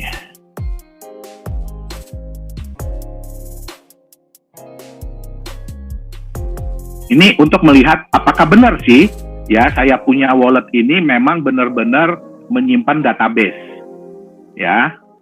Nah ini saya kasih lihat sebentar ya. New share. Oke, share. Oke ya. Nah ini saya buka blok nomor 691.521 ya. Kan ada 2 transaksi nih. Ya, nah ini kan hashnya. Tadi kan ingat ya, setiap blok ada hash. Nah ini saya copy. Ya, sekarang saya buka. Ini kesulitan kita juga nih kalau mau demo pada nih, karena nggak bisa split screen. Ya, nah saya masukin di sini nih. Oke, tadi perintahnya adalah get block. Ya, terus hashnya. Nah ini Bapak Ibu bisa lihat ya. Ini hashnya. Confirmation-nya udah 61. Tadi height-nya 691.521, betul ya? Nah, terus kemudian ada 2 transaksi ya. Ini satu. Nah, kemudian ada previous block hash sama next block hash. Nah, ini kalau kita copy, ini kan next ya. Berarti nanti angkanya 691.522 height-nya. Ya. 691.522. Ini data ini itu ada di komputer kita, bukan ngambil dari internet. Jadi walaupun internet kita matiin, kita jalankan konsol ini data-data ini tetap keluar. Berarti data itu disimpan di setiap desktop itu ya? Betul. Berarti tidak terhubung dengan internet? Tidak. Berarti beda komputer nggak bisa menyimpan data yang sama? Sama, karena nanti pada saat kita nyambung, kan komputer itu saling memberikan data, update data. Saya punya data yang terakhir nomor sekian loh. Saya punya cuma nomor sekian nih. Jadi dikirimin lah. Tapi satu node tidak bisa diwakilkan oleh komputer lain ya berarti ya? Satu node itu satu komputer ya? Betul. Nah, tadi di sini kan ada yang namanya private key ya, ingat ya Bapak Ibu ya. Nah, ini private key ini sangat penting ya. Kenapa saya bilang private key ini sangat penting ya? Ini adalah kayak kita punya kunci berangkas. Ini yang paling penting, ini kita punya kunci berangkas. Jadi setiap address ini itu ada private key-nya. Ya, contoh. Ya. Ini saya ambil yang Pak Samuel ya, saya copy. Saya mau keluarin nih. Ya, saya mau keluarin private key dari address-nya Pak Samuel ini ya. Nah, jadi saya balik lagi ke konsol. Ya, itu perintahnya dump private key. Nah, ini adalah private key dari wallet yang tadi saya kasih label Pak Samuel. Kalau ini ketahuan orang, private key ini ketahuan orang, diambil, kemudian dia masukin ke walletnya dia, itu bisa diimport. Key ini bisa diimport. Maka seluruh balance, seluruh saldo yang ada di balance di addressnya Pak Samuel ini akan pindah jadi punya orang itu. Ya, ini sebabnya harus hati-hati Bapak Ibu. Private key ini sangat sensitif. Kalau ada yang bisa ngambil data kita ini, artinya dan dia klaim ya, dan dia punya wallet, artinya semua kita punya koin akan berpindah ke dia. Ini harus hati-hati. Oke. Nah, sekarang saya akan kasih contoh ya. Saya akan kasih contoh seperti apa sih peer-to-peer ya, peer-to-peer transfer. Ini Bapak Ibu lihat ya, balance-nya masih 0 ya. Unconfirm-nya 0, oke. Nah, saya akan pakai komputer yang satu lagi untuk ngirim. Sebentar ya. Oke, saya share screen yang ini. Oh, ini walletnya belum saya buka tadi. Oh iya, belum saya buka.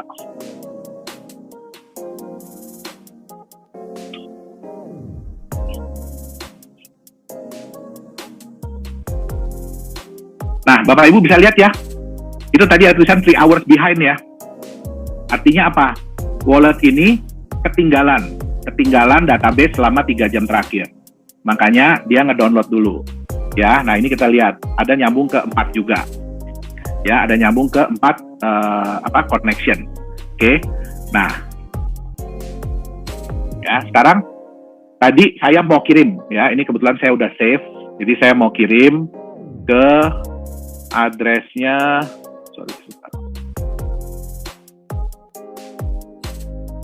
Waduh, belum saya save ternyata.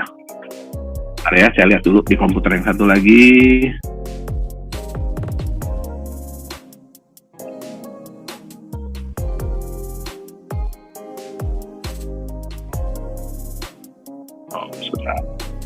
Mohon maaf, ada kesalahan teknis.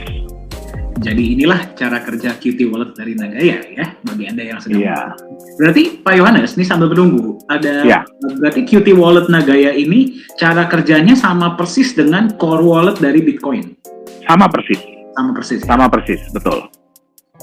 Cuman bedanya memang Qt Wallet ini khusus untuk Nagaya. Betul. Nah, jadi kalau core wallet itu memang khusus untuk Bitcoin. Betul. Oke, berarti kalau koin-koin yang memiliki Qt Wallet adalah koin-koin yang memiliki blockchain sendiri pastinya ya, Pak Yohanes? Betul. Jadi kalau yang punya Qt Wallet itu berarti mereka punya blockchain sendiri. Oke. Bentar ya. Berarti harus di-copy dulu dan kemudian address tersebut dimasukkan ke dalam Qt Wallet tadi ya, Pak Yohanes ya? Betul. Oke. Saya udah copy, tapi kok nggak ke itu tadi. Oke, nah sambil menunggu, bagi Anda yang masih semangat ya, ya hari ini kita belajar tentang benar-benar daging semua, bukan cuma daging, kita lihat langsung cara kerja dari blockchain dan blockchain Nagaya itu seperti apa ya. Sambil kalau memang Anda punya pertanyaan, silakan gunakan fitur chat, mungkin nanti setelah ini kita akan menjawab sekitar ya, kita lihat waktu ya, mungkin sekitar 3 atau 4 pertanyaan, jadi silakan dikirimkan, kita nanti akan diskusi sama-sama. Pak Yohanes, kalau udah ketemu kabarin ya. Kalau saya mau cek. Oke, udah. Oke, ya, baik, silakan. Saya akan kirim ya tadi ya ke alamat ini nih. Ini yang Yohanes ya. Nah, ini saya kirim misalkan contoh 5 nugget ya. Oke, are you sure? Yes. Ya. Nah, ini saya password. Jadi harus di password ya Bapak Ibu ya. Qt Wallet itu ya, bukan berarti ada di komputer kita terus terserah aja gitu. Ya, aman lah komputer kita ya, udah saya iniin, udah saya password komputer saya, nggak mungkin lah bisa diiniin, bisa di hack orang lah segala macam. Tapi tetap sebaiknya Qt Wallet itu tetap di password ya. Nah, ini Bapak Ibu bisa lihat ya, ada masuk untuk wallet address yang nama Yohanes. Dan ya, itu langsung. Ya, tapi lihat di sini unconfirmed. Oke. Jadi kita udah bisa lihat jumlahnya, tapi belum terkonfirmasi. Jadi dia nunggu 6 blok terjadi. Setelah transaksi ini, dia nunggu 6 blok terjadi, ya baru dia akan pindah ke balance yang terkonfirmasi. Baru abis itu bisa kita pindah-pindahin. Ya, baru abis itu bisa kita pindah-pindahin. Oke, nah itu bedanya. Oh, itu ya, langsung, itu sistem kerjanya. Itu langsung masuk Pak di atas? Nah, ya, ini kita lihat ya, transaction ya. Di sini ada, tunggu sebentar. Saya jadi bingung karena dua komputer, saya jadi bingung. Nah, ini ada tanda jam ya. Nah, ini kalau kita hovering, unconfirmed, 1 dari 6. Ya, 1 dari 6 transaksi.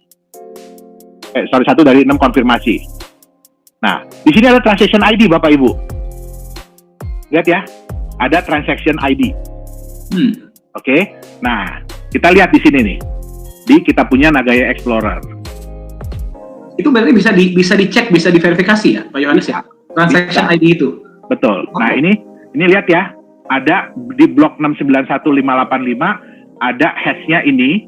Ini kode transaksinya, tax ID-nya sejumlah 5 Nagaya. Belum muncul Pak Yohanes. Ya. Kayaknya layarnya. Sorry. Ya. Sorry, maaf. Saya pikir kepala saya yang sudah mulai berasap, Pak. terlalu banyak screenshot jadi bingung nih. Ya, udah kelihatan kah? Sudah Pak. Sudah ya. Nah, ini ada blok 691.585 nih. Ya. Nah, ini ada hash-nya. Oke. Nah, ini kalau kita klik di hash ini, ya, jadi ada yang ngirim dari ini ke address ini. Jumlahnya ya, sejumlah 5. Ya, kita lihat address ini ya, belakangnya EEU, depannya NMB ya. Ya.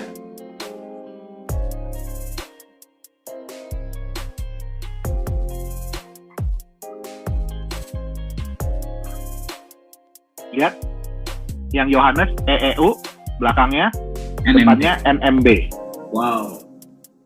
Nah, Jadi kalau misalkan nanti begini Pak, kalau misalkan ada yang bilang, saya udah transfer nih, gitu kan, kita tinggal Ya. minta, oke, coba transaction ID-nya dong, kita bisa langsung cek di Block Explorer ya Pak ya? betul. Wow. Jadi kalau Bapak Ibu, ya kalau ada yang bilang, Pak, saya udah transfer nih, atau Bu, saya udah transfer ke wallet Bapak Ibu, gitu ya. Nah, minta aja transaction ID. Ya, jadi kalau kita lihat di sini ya, ini contoh ya, transaction, kan tadi ada transaction ID ya. Nah, ini ya ada transaction ID, kita tinggal copy, ya, kita tinggal copy, kemudian kita masukkan di Nagaya Explorer. Oke, kita masukin di sini, ya, search. Dari depan deh. Ini soalnya tadi udah kebuka. Ya, jadi dari depan, ya, kita masukin di sini. Oke, search. Nah, ini kelihatan. Wow. Recipient address. Yang paling penting adalah recipient address. Kalau recipient address ini bukan address yang Bapak Ibu punya, artinya dia bohong. Itu dia. Oke? Nah, kenapa? Yang nerima ini nggak mungkin bohong. Address ini nggak mungkin bisa sama. 2 orang, 3 orang punya address yang sama. Itu nggak mungkin. Ya, setiap orang pasti berbeda. Ya? Resipien itu penerima ya? Penerima, betul. Input address itu yang mengirim? Yang mengirim. Okay. Nah, yang mengirim ini bisa berbeda-beda. Belum tentu sama dengan address yang benar-benar dimiliki oleh orang tersebut. Jadi yang paling dilihat adalah resipiennya. Itu yang paling dilihat. Ya, mungkin Bapak Ibu ada yang gini, wah ini bisa di-tracking Pak, katanya Pak. Betul, kenapa? Ini tinggal diklik aja, input address, diklik. Ya kan, nanti kelihatan dia pernah nerima dari mana aja, diklik. Nah, itu nanti bisa di-tracing, tapi ya butuh waktu.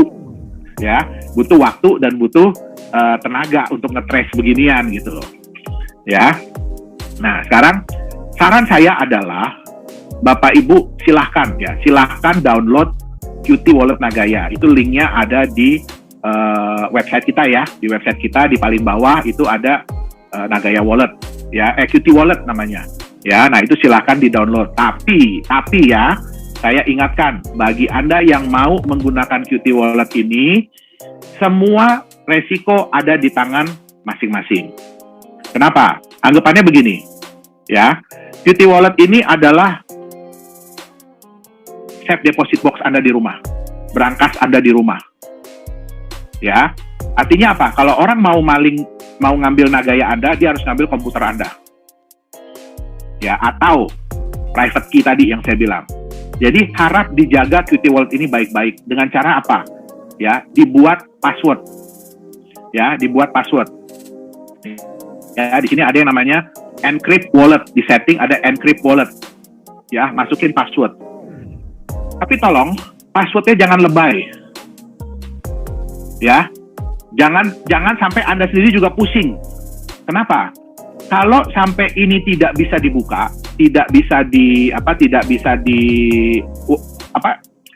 Anda lupa nih passwordnya ya, berarti Anda nggak bisa kirim Nagaya lagi kemana-mana. Bahkan saya sendiri pun yang membuat wallet ini, saya nggak bisa bukanya. Itu saking amannya. Jadi bahkan yang membuat sendiri pun tidak bisa membukanya. Karena ada beberapa enkripsi yang itu tidak bisa di-reverse. Jadi nggak bisa dibalik. Itu dia. Salah satunya adalah untuk password ini. Jadi tolong yang pertama dibuat passwordnya. Tapi tolong diingat benar-benar passwordnya apa. Karena kalau sampai lupa, artinya Nagaya itu selama-lamanya tidak bisa lagi diakses. Itu yang pertama. Yang kedua, kalau ini brankas, ya berarti Bapak Ibu harus jaga baik-baik brankas ini, ya. Ini ada yang namanya backup wallet, ya. Nah, backup wallet ini artinya apa? Bapak Ibu menyimpan data wallet ini, ya, di backup. Kasih nama, misalkan Nagaya, ya, tanggal berapa? Sekarang tanggal 27/10/21, gitu ya. Nah, hasil backup ini jangan disimpan di komputer yang sama. Kenapa? Kalau komputer rusak, komputer yang ngehang, ya berarti sama aja bohong, semuanya ikut hilang datanya, betul nggak? Nah, jadi simpanlah mungkin di flash flash disk atau apa, tapi yang aman, ya. Karena ini benar-benar berangkas, ini benar-benar berangkas rumah. Jadi kalau hilang berangkasnya atau nggak bisa dibuka, nggak bisa, ya udah berarti Nagayanya selama-lamanya terkubur di dalam, ya. Jadi jangan nanti minta tolong ke Pak Dhani atau ke saya atau ke tim IT kita, tolong dong Nagaya Qt Wallet saya dibuka, nggak bisa Bapak Ibu, ya. Bahkan Satoshi Nakamoto pun kalau disuruh ngehack Bitcoin walletnya Bapak Ibu yang udah keblok ke apa, itu nggak bisa, ya. Atau yang saya bilang tadi, key-nya, private key-nya itu disimpan. Jadi private key itu bisa disimpan di dalam kertas, bisa di print gitu ya. Nah itu aja. Kalau nggak tadi backupnya atau private key-nya tadi itu disimpan dengan baik-baik, dijaga bener-bener. Ya, apalagi kalau nanti Nagaya udah $1.000, $10.000 harganya ya. Nah, itu udah dijaga baik-baik walaupun itu kertas. Ya, tapi itulah hidup kita gitu loh. Ya. Kenapa? Karena banyak orang yang bilang begini, "Oh, saya pegang private key Bitcoin, ada berapa juta private key gitu ya." Jadi saya bilang ya, kemungkinan setiap orang itu bisa meng-create 1 juta miliar wallet address. Berarti ada juga 1 juta miliar private key untuk satu orang. Dikali 8 miliar orang, berarti itulah kemungkinan private key yang bisa dibikin oleh Bitcoin. Ya, artinya kalau Anda bisa pegang 1000 private key aja, wah itu hebat banget tuh. Dan semuanya benar, wah itu hebat banget. Ya, nah jaga baik-baik. Maksudnya gini, pergunakan wallet ini dengan kesadaran masing-masing, dengan tanggung jawab masing-masing. Ya, kenapa? Kalau juga misalkan udah kekirim ke sini, perusahaan udah nggak bisa ngapa-ngapain. Ingat, ini adalah berangkas Anda. Jadi ibaratnya Nagayanya udah masuk ke berangkas Anda. Ya, kalau ada apa-apa dengan berangkasnya ya kita nggak bisa ngapa-ngapain. Oke, jadi harap gunakan dengan bijaksana, dengan hati-hati. Dan yang satu lagi, kalau disimpan di sini, ya nantinya ya nggak dapat benefit. Karena kita nggak tahu ini siapa yang megang, betul nggak? Kita nggak tahu ini Qt Wallet siapa punya, kita nggak tahu. Bapak Ibu kalau taruh rupiah di rumah, apakah dapat bunga deposito, dapat bunga bank? Enggak. Ya, jadi kita memberikan banyak sekali pilihan, ya Bapak Ibu untuk menyimpan Nagayanya. Waduh, mohon maaf Pak Dhani, saya kelewatan dari waktu yang diberikan oleh Pak Dhani. Saya lanjut lagi aja deh. Saya lanjut dulu ya. Teman-teman masih semangat ya, masih semangat Pak Yohanes. Kita ada 100 di sini, terus kemudian di keluarga besar dan di Telegram grup lainnya masing-masing ada 70 lebih, 80, dari total sekitar 250 peserta yang sedang menyaksikan. Wow. Anda berada, selamat malam ya. Masih semangat. Oke, mohon maaf ya buat yang di Telegram, yang di apa, mungkin tadi udah berusaha masuk di sini. Nah, nanti kita akan urus lagi ini dengan Zoom, karena udah kita urus kemarin ternyata masih begini lagi. Oke, jadi saya lanjut gini ya. Nah, oke. Tadi Bapak Ibu udah tahu ya bahwa ada yang namanya Qt Wallet, Core Wallet. Nah, itu adalah wallet sesungguhnya dari sebuah crypto asset. Ya, itu wallet sesungguhnya dari sebuah crypto asset. Di mana Qt Wallet, Core Wallet ini akan berkoneksi satu sama lain. Ya, jadi mereka bukan sendiri-sendiri, bukan cuma nyambung ke satu tempat. Nah, oke. Nah, sekarang sedangkan ada yang kedua. Sorry, kok belum berubah ya. Nah, sekarang ada yang kedua, ya, wallet yang kedua, yaitu wallet yang semi-decentralized. Kenapa saya bilang semi-decentralized ya? Bapak Ibu bisa lihat yang warna kuning-kuning-kuning ini ya. Yang warna kuning-kuning-kuning ini, dia nyambung ke satu komputer, dan komputer inilah yang menyambung ke satu wallet. Ya, artinya apa? Wallet-wallet yang warna kuning ini bukan wallet sesungguhnya dari sebuah crypto asset. Ya, mereka mengambil data atau menyimpan data, ya, itu di yang ini, yang orange-orange ini nih. Nah, inilah yang merepresentasikan jumlah yang ada di wallet ini. Contohnya apa? Web wallet dari Nagaya. Web wallet Nagaya itu bukan Qt Wallet, ya, tapi kita menyimpan data di server Nagaya. Ya, jadi Bapak Ibu kalau mengakses itu melihat angka yang ada di sini. Nah, angka yang di sini ini merepresentasikan angka yang ada di wallet-wallet kita. Jadi kalau di sini ada yang transaksi transfer Nagaya menggunakan web wallet, ya, artinya apa? Memerintahkan ini untuk memerintahkan ini untuk transfer. Nah, ini juga apa? Exchanger. Jadi Bapak Ibu kalau pakai Indodax, Pintu, segala macam, ya itu bukan wallet asli dari Bapak Ibu, bukan wallet yang Qt Wallet. Ya, tapi itu adalah wallet yang melambangkan jumlah kita punya crypto aset di Indodax yang ada di server yang ini. Ya, jadi bukan yang ada di wallet yang sebenarnya. Nah, kebanyakan gini, orang bilang gini, wah Pak, kita dengar nih, ya exchanger ini dihack. Ya, exchanger ini dihack, exchanger ini di kripto asetnya hilang gitu ya. Entah itu beneran hilang atau enggak, kita juga nggak tahu ya, klaim mereka kan, karena kita nggak tahu datanya. Ya, klaim mereka, ya kan. Nah, biasanya dihack yang di sini, bukan yang di sini. Tadi kan Bapak udah lihat ya, ledger itu sangat sulit untuk dihack, sangat sulit untuk ditemper. Nah, yang dihack itu yang di sini. Berarti sekarang tergantung dari keamanan yang ada di sini. Ya. Nah, banyak nih yang bertanya sama kita, Pak, Nagaya itu keamanannya seperti apa? Ya, mohon maaf Bapak Ibu, kita nggak bisa kasih tahu. Ya, kita nggak bisa kasih tahu Bapak Ibu keamanan kita kayak apa. Sekarang kalau Bapak Ibu ditanya orang, Bapak Ibu rumahnya seaman apa? Oh, saya pasang CCTV 7, adanya di sini, di sini, di sini, di sini, di sini. Saya punya anjing 2, saya punya ini, punya ini, punya ini. Itu namanya sama aja ngajarin maling. Ya enggak? Nah, makanya mohon maaf, bukan kita nggak mau, kita nggak bisa buka soal begituan Bapak Ibu. Ya, kita nggak mau ngajarin, itu dia. Ya, tapi kami selalu berusaha untuk mengamankan dengan cara yang terbaik, dengan cara yang terkini. Nah, ya, jadi mohon maaf kalau ada yang nanya, mohon maaf kita nggak bisa jawab.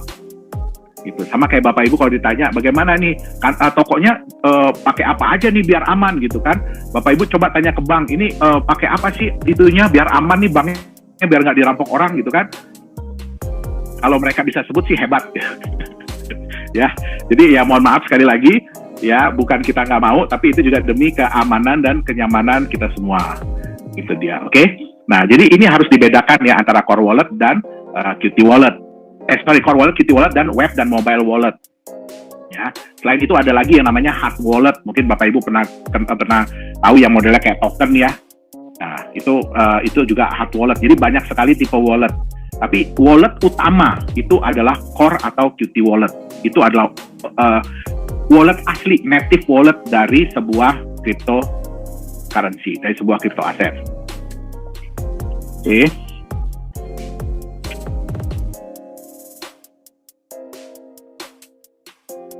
Nah, ini yang saya bilang tadi, mining, ya.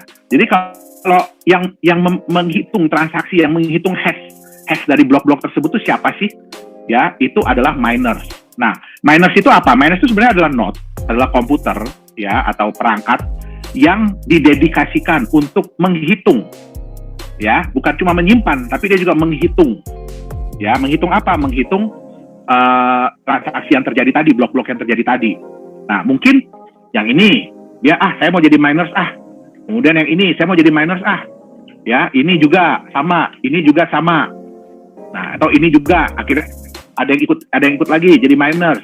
Jadi bukan berarti yang tersambung dengan network ini hanya miners, tidak ya.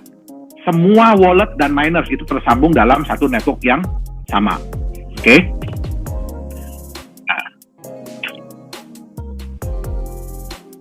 Nah, sekarang kita lihat ya, apa sih yang sebenarnya dihitung oleh miners? Sebenarnya miners itu tebak-tebakan. Mereka itu tebak-tebakan cepet-cepetan. Menghitung apa? Ini, angka random ini nih, yang disebut dengan nonce. Mereka menghitung ini, setiap blok itu nanti ada nonce-nya beda-beda. Nah, itulah yang mereka hitung. Ya, jadi mereka beda-beda nebak ya nih, kayak gini, sorry. Saya kasih lihat yang punya Nagaya, lihat dari sini aja deh. Jadi Bapak Ibu, tadi pas kita lagi persiapan materi, saya sempat tanya sama beliau, Pak, nons itu artinya apa? Beliau bilang nanti ikuti ada sesinya, nanti akan saya ceritakan. Nah, benar, baru diceritakan sekarang saya. Iya, Pak Dhani mau ngeduluin. Mau nyontek saya. Oke. Nah, ini ya, Bapak Ibu bisa lihat ya. Ini nons. Ya, jadi blok nomor 668.945 itu nonsnya sekian, angka nonsnya ya. Nah, blok yang sebelumnya beda lagi angkanya ya. Blok yang sebelumnya beda lagi angkanya ya. Blok yang sebelumnya. Jadi komputer-komputer ini, ya, Arenas ini, ngapain sih mereka? Ya, mereka itu berusaha untuk menebak angka nons ini berapa sih? Angka nons yang muncul untuk blok ini tuh di angka berapa sih? Itu semua nggak ada yang tahu, karena semua menggunakan perhitungan algoritma matematika. Ya, jadi bukan saya yang bikin. Ini mah Pak Johannes aja nih bikin 1 miliar angka disusun gitu ya, nanti orang suruh nebak-nebak. Bukan. Kita aja untuk menjalankan Minorsnya Nagaya ini ya kita pakai alat, dan alatnya yang ngitung, bukan saya yang ngitung gitu loh. Ya, jadi itulah yang ditebak oleh para miners, ya, angka nons ini yang ditebak. Oke, saya balik lagi. Nah, untuk setiap blok nih, jadi kalau ada yang ketemu nih, ya, kan misalkan ada tadi ya 5 miners atau 10 miners gitu ya, ada yang nebak duluan nih angka nonsnya, sehingga menghasilkan hash ini gitu ya. Nah, dia akan dapat yang namanya reward. Oke, reward per blok, ya, reward per blok. Oke, itu terdiri dari si new coin sama transaction fee. Jadi setiap blok yang itu ada 2 yang akan dikasih, yaitu new coin sama transaction fee. Ya, ini saya kasih lihat. Ini makanya kita harus cari nih, mungkin Pak Dhani kalau untuk training untuk apa gitu ya, kita harus cari yang bisa sekaligus menampilkan dua ini nih, dua layar gitu ya. Dua layar secara bersamaan gitu ya Pak? Iya. Ya. Nah, oke, kita akan ambil yang ada transaksinya aja ya, biar Bapak Ibu bisa lihat. Oke. Nah, ini ada transaksi. Ya, oke. Nah, ini ada transaksi dan ada reward. Ya. Cara melihatnya gimana? Reward itu biasanya agak kecil nih, 0,001 gitu ya. Ini reward. Nah, kita lihat. Ya, di reward ini ada new coins keluar, tapi new coins-nya 0. Jadi new coins yang keluar di sini adalah bentuk reward. Reward ini dari mana? ini transaction fee. Ya, memang di Nagaya untuk setiap transaksi peer-to-peer kami belum mengenakan biaya transaksi. Tapi sebenarnya setiap transaksi yang dilakukan oleh Bapak Ibu itu kami kena, ya, kurang lebih 0,001 Nagaya untuk setiap transaksi, ya kan. Nah, tapi ini nanti akan dibayarkan kepada miners, ya. Jadi kalau ini sih masih kecil, ya. Jadi transaksi Nagaya masih belum banyak. Nah, ini saya kasih lihat, ya, bagaimana kalau blok itu kosong. Blok terakhir di berapa ya? Berarti sekarang kalau transaksi peer-to-peer itu masih belum dikenakan transaction fee, tapi nanti ke depannya Pak, untuk transaksi peer-to-peer di Nagaya itu nanti akan dikenakan. Ya. Nah, ini kalau kosong itu artinya kenapa? Karena dia tidak ada transaksi. Jadi tidak ada fee yang diberikan dan tidak ada baru yang diberikan. Oh, karena tidak ada transaksi. Karena tidak ada transaksi. Oke. Tapi blok tetap terbentuk ya Pak? Blok tetap terbentuk. Walaupun tidak ada transaksi, walaupun nggak ada penumpang, kereta tetap jalan. Dan itu setiap berapa lama Pak? 2,5 menit? Kalau di Nagaya diharapkan 2,5 menit. On average lah ya. On average, betul. Kalau Bitcoin itu kalau nggak salah 10 menit ya Pak? Bitcoin diharapkan setiap 10 menit. Oke. Ya. Oke, jadi saya rasa sih mungkin cukup kali ya untuk hari ini. Karena ternyata, wow, saya udah ngomong 1 jam lebih, 1,5 jam lebih. Dan Ya. attendance masih full, Pak Yohanes. Berarti mereka Ya. masih semangat ya, teman-teman masih Jadi, semangat ya. sebenarnya masih banyak kalau Bapak Ibu memang mau mendalami ya, sebenarnya di Google, di apapun sudah banyak ya, tapi secara prinsip dasar ya, bagaimana sih blockchain itu bekerja ya kan, bagaimana kita bisa melihat transparansinya ya kan, bagaimana kita bisa mengecek transaksi itu benar atau enggak, itu semuanya bisa dilihat di blockchain itu. Atau kalau yang udah jago pakai Qt Wallet, sebenarnya nggak usah ngelihat Explorer pun dia bisa ngelihat dari Qt Wallet. Dia bisa tadi yang perintahnya banyak tadi itu loh, dia bisa menjalankan itu semua. Itu dia. Oke. Mungkin segitu yang bisa saya sampaikan Pak Dhani dan Bapak Ibu sekalian untuk tema kita pada malam hari ini. Waduh, mantap. Terima kasih banyak Pak Yohanes. Pak Dhani, sorry, satu lagi saya mau kasih Silakan, lihat. Pak. Silakan. Ya, sorry ya, ini dari Block Explorer ya. Jadi Bapak Ibu bisa melihat sebenarnya dari kapan sih istilahnya blockchain Nagaya itu dibuat ya. Itu kita membuat blockchain ini menjalankan mulai dari 1 April tahun 2018. Ya, dan sedangkan Nagaya sendiri baru kita resmikan ya, baru kita legalisasikan di Singapura itu Juni ya, bulan Juni tahun 2018. Nah, jadi ini membuktikan bahwa sebelum kami memulai bahkan memulai untuk mendirikan perusahaan Nagaya Technologies ini, kami sudah mempersiapkan terlebih dahulu blockchain dari Nagaya ini. Ya, jadi banyak yang mungkin developer lain yang mereka ya PO sistemnya. Mungkin Bapak Ibu tahu ya, kalau kita beli barang ada sistem siap udah jadi barangnya atau sistem PO gitu loh. Nah, kalau di Nagaya kami bukan sistem PO. Jadi kami memang sudah mempersiapkan dulu blockchain dari Nagaya ini sebelum kami mendaftarkan diri di Singapura, ya baik di pemerintahnya maupun di asosiasi-asosiasinya. Itu dia. Jadi mungkin itu yang bisa saya tambahkan Pak Dhani.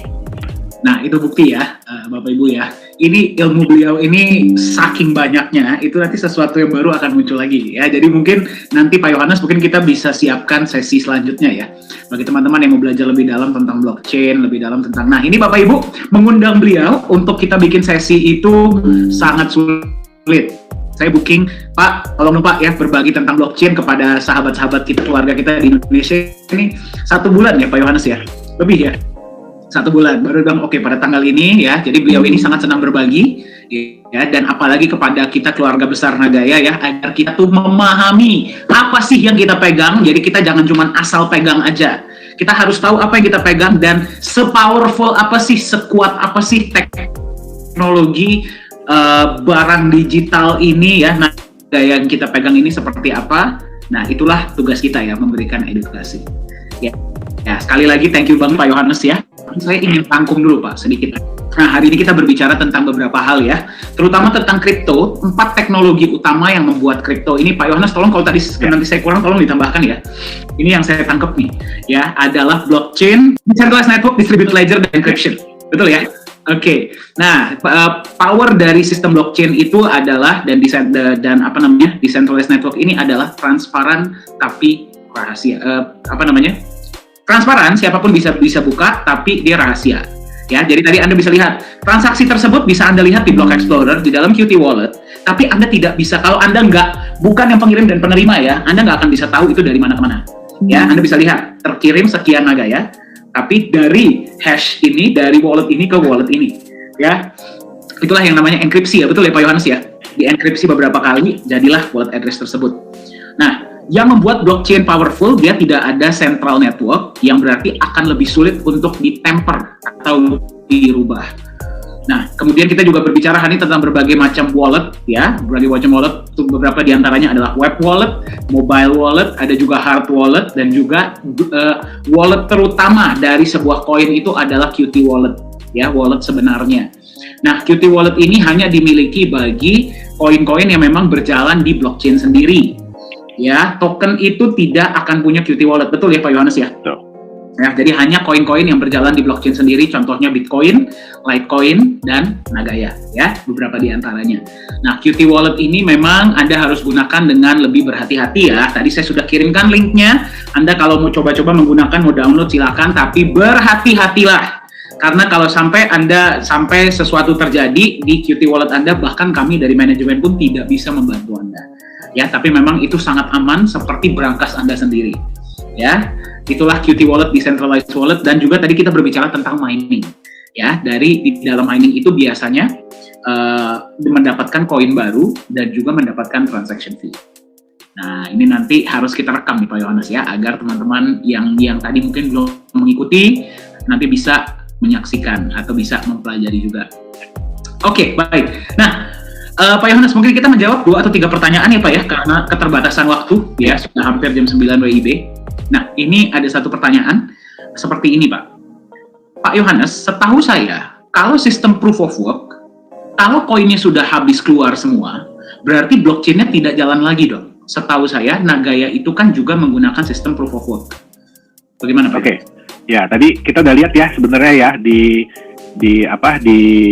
Block Explorer ya, di Block Explorer kita, bahwa walaupun ya kan Nagaya memang sudah di pre-mine istilahnya, jadi semua koin sudah dikeluarkan, walaupun tidak ada koin baru yang terjadi, tapi blok itu tetap berjalan.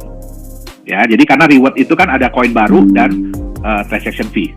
Ya, kalau tidak ada koin baru yang keluar ya koin baru 0. Kalau tidak ada transaction fee ya transaction fee juga 0. Artinya apa? Walaupun blok itu terjadi, tapi tidak ada reward yang diberikan. Tapi bukan berarti bloknya nggak jalan. Tetap blok itu akan berjalan. Isi nggak isi, tetap dia jalan. Oke, jadi walaupun koin baru tidak keluar, tapi tetap akan ada yang namanya transaction fee ya Pak ya? Betul, kalau ada transaksi yang terjadi di blok tersebut. Oke, nah berarti tadi Anda bisa lihat ya, ada 2 macam benefit. Jadi bagi Anda yang merasa bahwa mining itu hanya mendapatkan koin baru, nah itu adalah pemahaman yang keliru. Ya, kalau misalkan dalam koin dan walaupun dia itu proof of work itu ada 2 macam, yaitu adalah koin baru atau transaction fee. Ya, kalau kayak contohnya Bitcoin, dia masih bisa memproduksi koin baru, tapi kan akan ada waktunya dia akan habis, sudah keluar semua. Nah, pada saat itulah berarti para miner ini akan tetap mendapatkan transaction fee, betul ya Pak Yohanes ya? Betul. Ya, jadi semoga menjawab ya. Kalau nggak bahaya dong nanti. Begitu Bitcoin nggak ngasih reward koin baru, berhenti dong bloknya. Berhenti dong. Ya, Kan katanya kan jangka panjang. Bukan seperti itu. Oke, baik. Blok tetap jalan.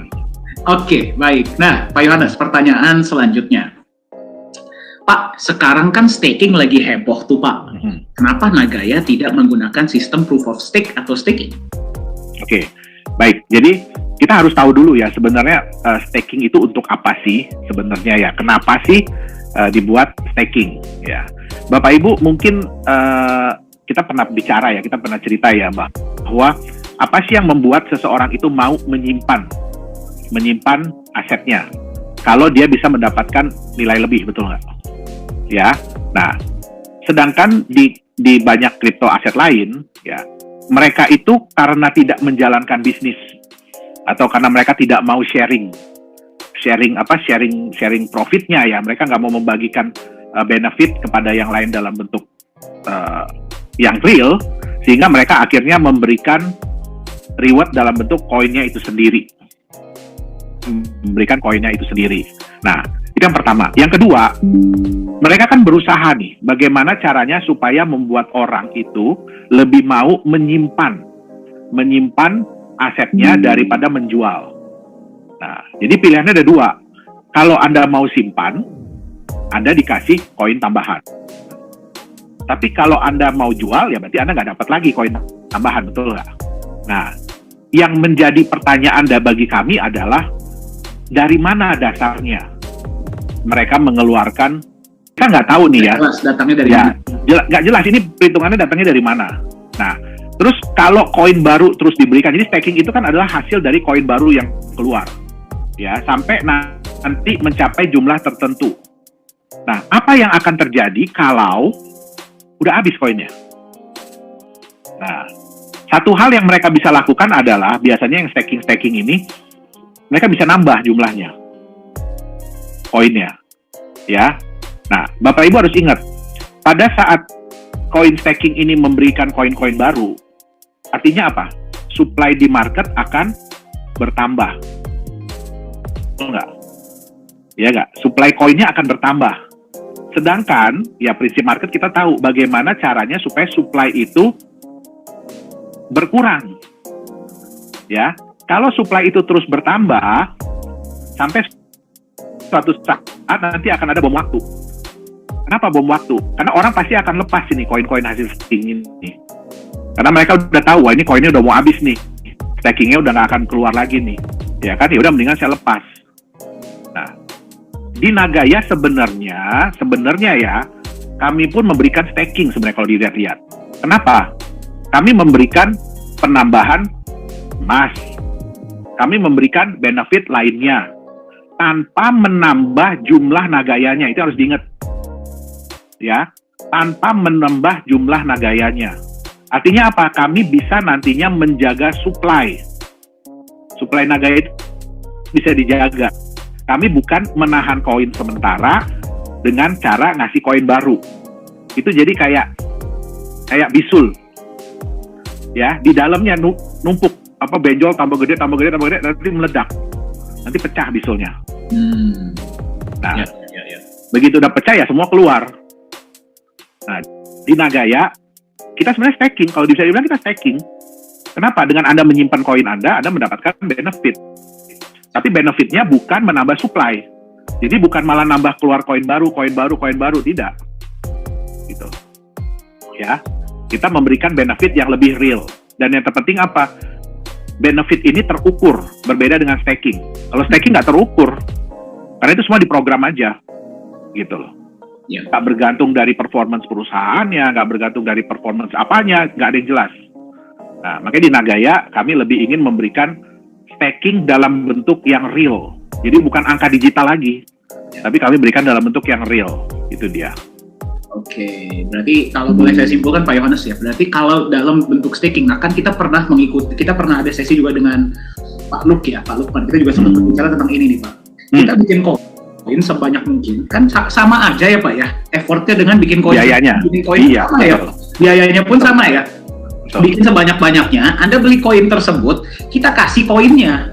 Ya kita nggak rugi dong, karena kan kita bikinnya memang sudah terlanjur banyak. Nah, lebih banyak koin baru yang dibuat, nah berarti supply di dalam market itu berarti bertambah, bukan justru berkurang. Betul. Ya, karena semua orang justru diberikan koinnya, berarti koin tambah lama tambah banyak yang keluar. Nah, kalau dari sudut pandang perusahaan ya, seperti yang tadi Pak Yohanes bilang, berarti tambah lama tambah banyak supply di market, di mana kita tahu hukum ekonomi, justru kita harus menekan supply agar demand naik. Dan mungkin saya rubah ya Pak ya, menekan supply dan membuat demand-nya naik. Supaya harganya naik. Supaya harga naik, ya berarti permintaan naik. Nah itu kalau dari sudut pandang perusahaan, tambah lama supply tambah banyak. Pertanyaannya, berarti kalau misalkan supply tambah banyak, berarti permintaan pun harus terus mengikuti kan? Betul. Belum tentu bisa mengikuti. Belum tentu bisa.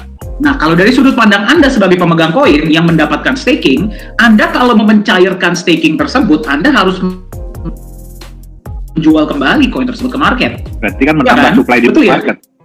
Menambah kembali, itu satu. Kedua, Anda berarti kalau lagi butuh uang, Anda harus jual dengan harga miring dong. Iya kan? Kalau Anda jual dengan harga miring, berarti Anda menekan harga dong. Iya, malah menurunkan harga. Kalau terus-terusan begitu, Anda dapatnya gratis. Kalau Anda jual di bawah harga market, masih untung dong. Kalau dipikir-pikir kan seperti itu. Iya kan? Nah, jadi staking itu tidak, kalau mungkin secara jangka pendek ya Pak Yohanes ya, kalau kita lihat-lihat, wah gila dapat berapa persen per hari gitu ya. Iya, tapi dalam bentuk koin juga. Tidak sustainable ya Pak ya? Enggak. Itu udah terbukti kok.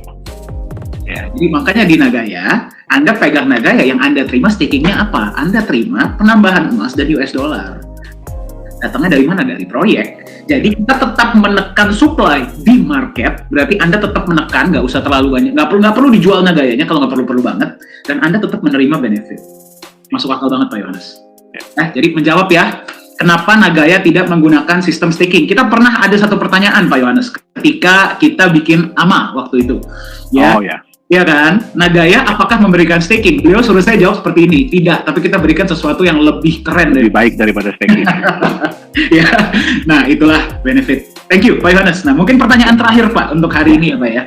Sorry by the way Bapak Ibu kalau pertanyaannya belum terjawab karena keterbatasan waktu ya, boleh kirim email. Nanti mungkin admin tolong kirimkan ya email dan link Telegram. Kita bisa diskusi di sana. Ya. Oke, pertanyaan terakhir untuk hari ini. Oke, Pak, Nagaya kan sistemnya proof of work, harusnya bisa di mining dong. Ya. Bagaimana? Oh itu pertanyaannya, oke. Bisa, Ya. bisa. Nagaya itu bisa di mining. Bahkan Bapak Ibu ya, dengan tadi Qt Wallet itu sebenarnya bisa memining Nagaya. Sebenarnya bisa. Tapi yang saya ingatkan tadi ya, memining Nagaya, membantu Nagaya untuk menghasilkan blok, ya, untuk saat ini tidak ekonomis. Kenapa saya bilang tidak ekonomis? Ya, yang pertama, tidak ada koin baru yang dihasilkan. Terus yang kedua, tidak ada transaction fee kita tuh masih belum banyak. Jadi jumlah peer-to-peer transaction kita tuh masih belum banyak, sehingga fee-nya juga masih belum banyak. Makanya kita masih bisa kasih free untuk transaction fee, untuk transfer Nagayanya. Ya, jadi bukannya tidak bisa, tapi belum ekonomis. Mungkin Bapak Ibu yang bisa nonton ya di channel YouTube-nya Mr. Tom MC Ifle. Nah, itu kan di situ juga saya ada membahas ya tentang mining ya. Jadi kalau sekarang belum menarik, tapi saya yakin ke depannya begitu transaction kita sudah mulai banyak, apalagi kita sudah masuk di mall Korea, ya kan tuh transaction kan udah mulai banyak gitu ya.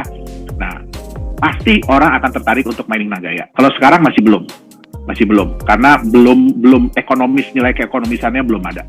Oke, berarti bisa ya Pak ya, bisa. Bisa. Cuman ya kembali Nagaya ini kan sudah tidak keluar koin baru lagi. Betul. Ya, berarti Anda hanya mendapatkan transaction fee. Transaction fee ya untuk sekarang ya belum seberapa. Ya, kalau Anda menunggu mining Nagaya cukup oke, nah nanti tunggulah kita sudah masuk market misalkan ya Pak ya. Ya. Atau sudah dipakai di mall Korea itu kan transaksi kan sering banget tuh. Ya, betul. Tapi bukan berarti tidak bisa.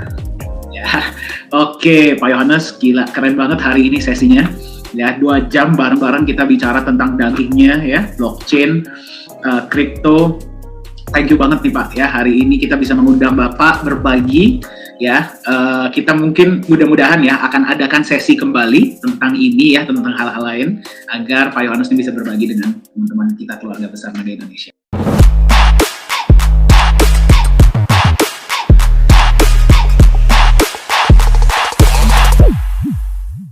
Halo semuanya, selamat datang di Nagaya Family Tim Benilu.